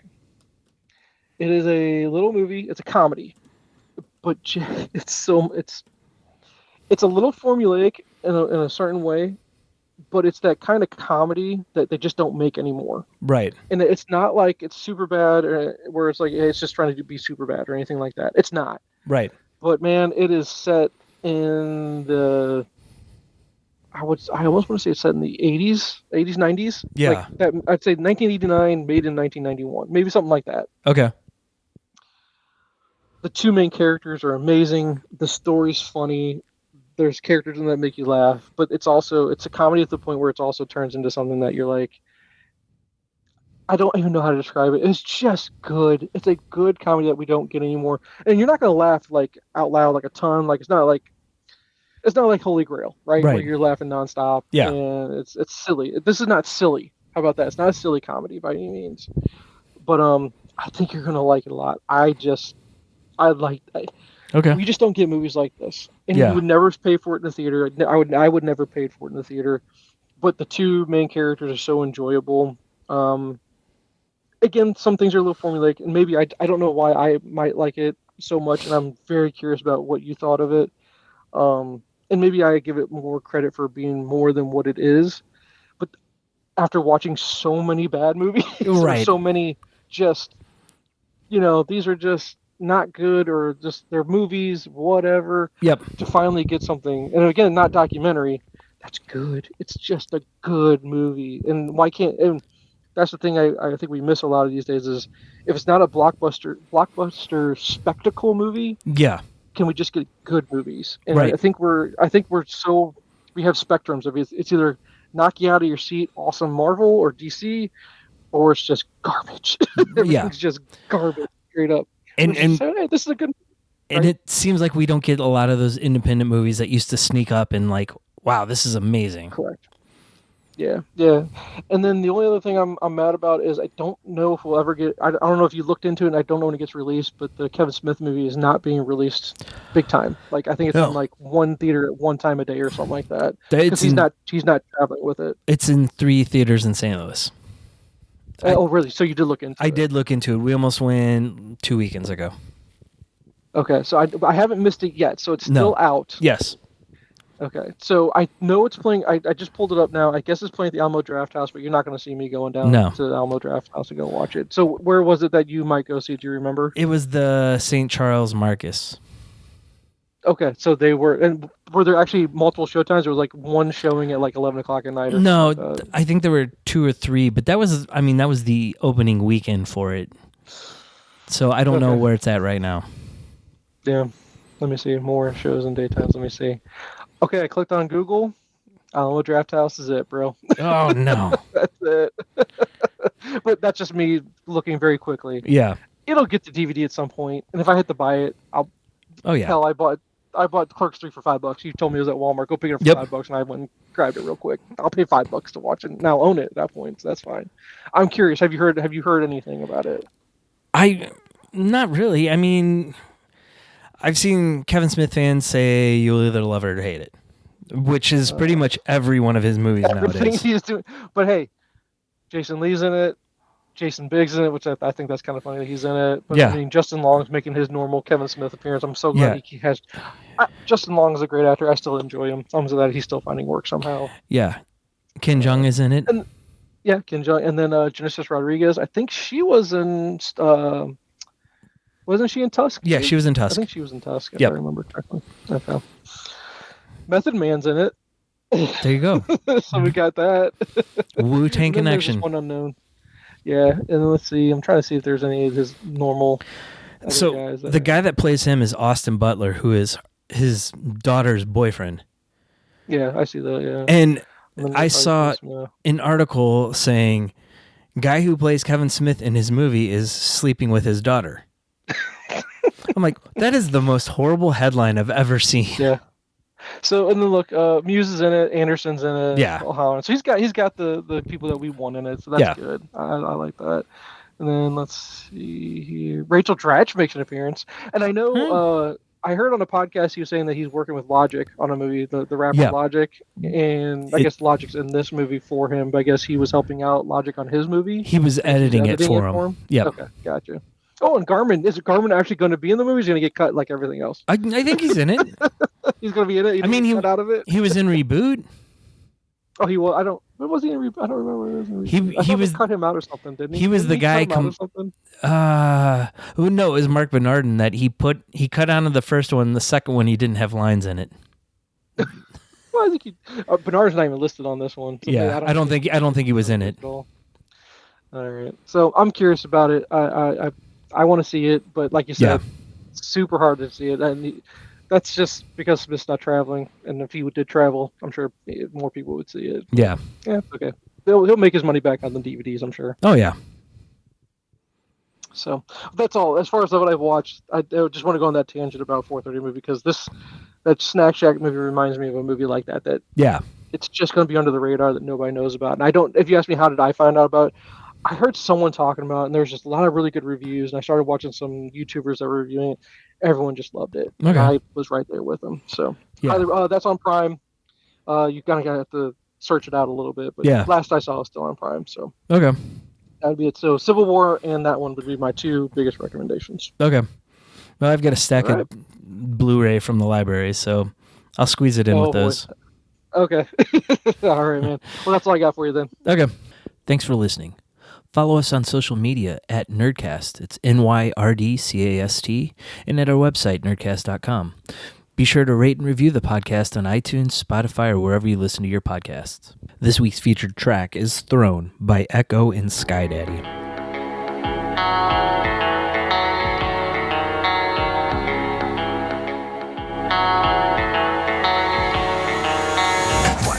Voices creeping up soon as I'm down. The positive a whisper, getting lost inside a crowd. Fighting just to hear, I gotta focus for it now. Cause I know everybody there is just waiting to take me out. And so I keep it moving. Out of darkness I still growing. Had a second act more beautiful when they thought I was finished blooming. But from the ruins of my life I thought was ruined. But when you got nothing left, that's a freedom you need to lean into it. See, I've been fluent in that struggle talk from my inception. Went from the bottom to the top, but kept the same perspective. So flaunt your money and your follows and your necklace. But if you ain't down to go without the chase a dream, I'm not impressed with anything you do. I'm keeping it real when I'm up in the booty. You might have followed the things that I've done, but that doesn't mean you can walk in my shoes. So please excuse me while I kiss the sky. Don't talk that corny inspiration shit. I live an inspirational life. Ay.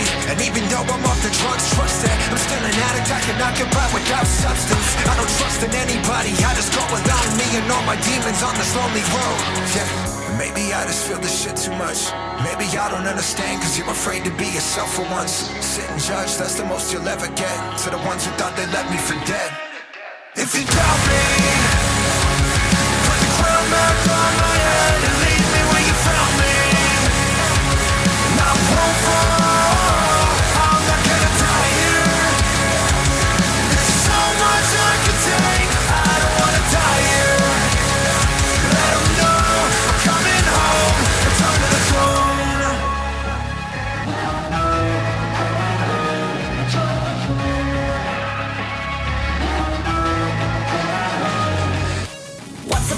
They told me I would never make it. They said you were only put here on this earth to entertain us. They stripped me of my title, now I'm coming to reclaim it. I plastered on a smile and got really good at faking. I did what I was told, I stayed only to myself. Didn't tell a single soul that I was planning to rebel. I slowly built an army from the wreckage and the dirt. And I taught them in this life, you gotta fight for yourself first. The order is to die, let go of who you are. Collect all their belongings, later mash it once you burn. Sever all the ties that are connected to your past.